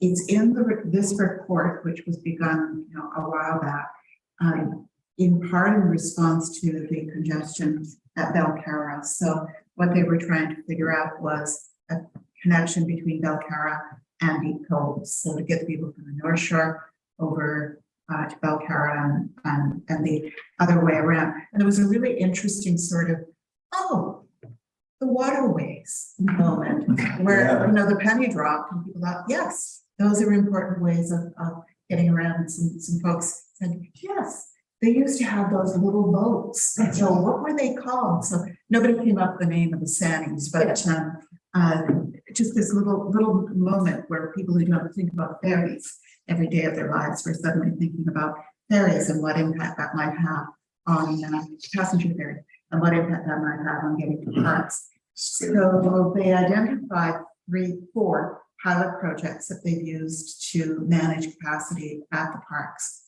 And one is pay parking, and that has proven to be effective but not popular, and equity issues come up around that.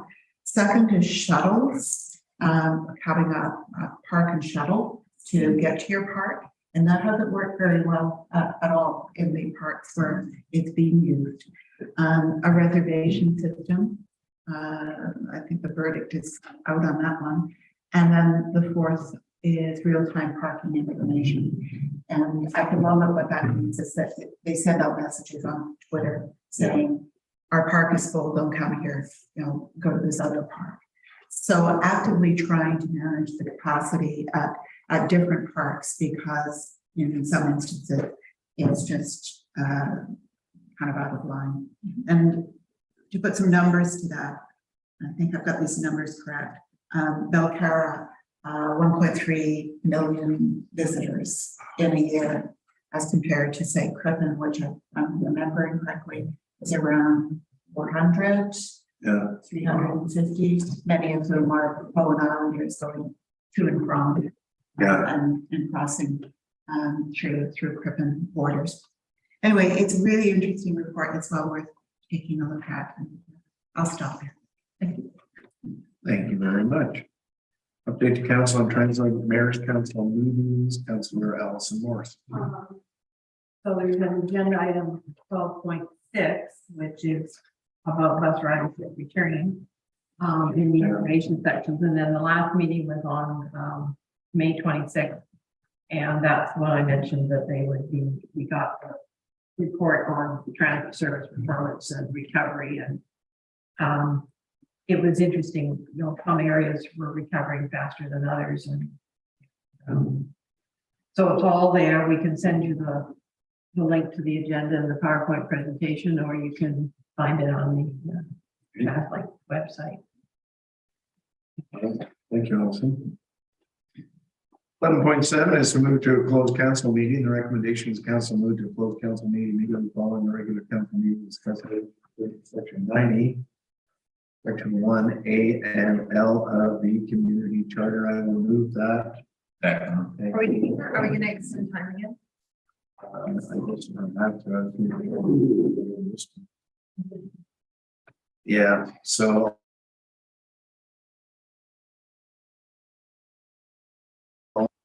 Alex, my man, thank you.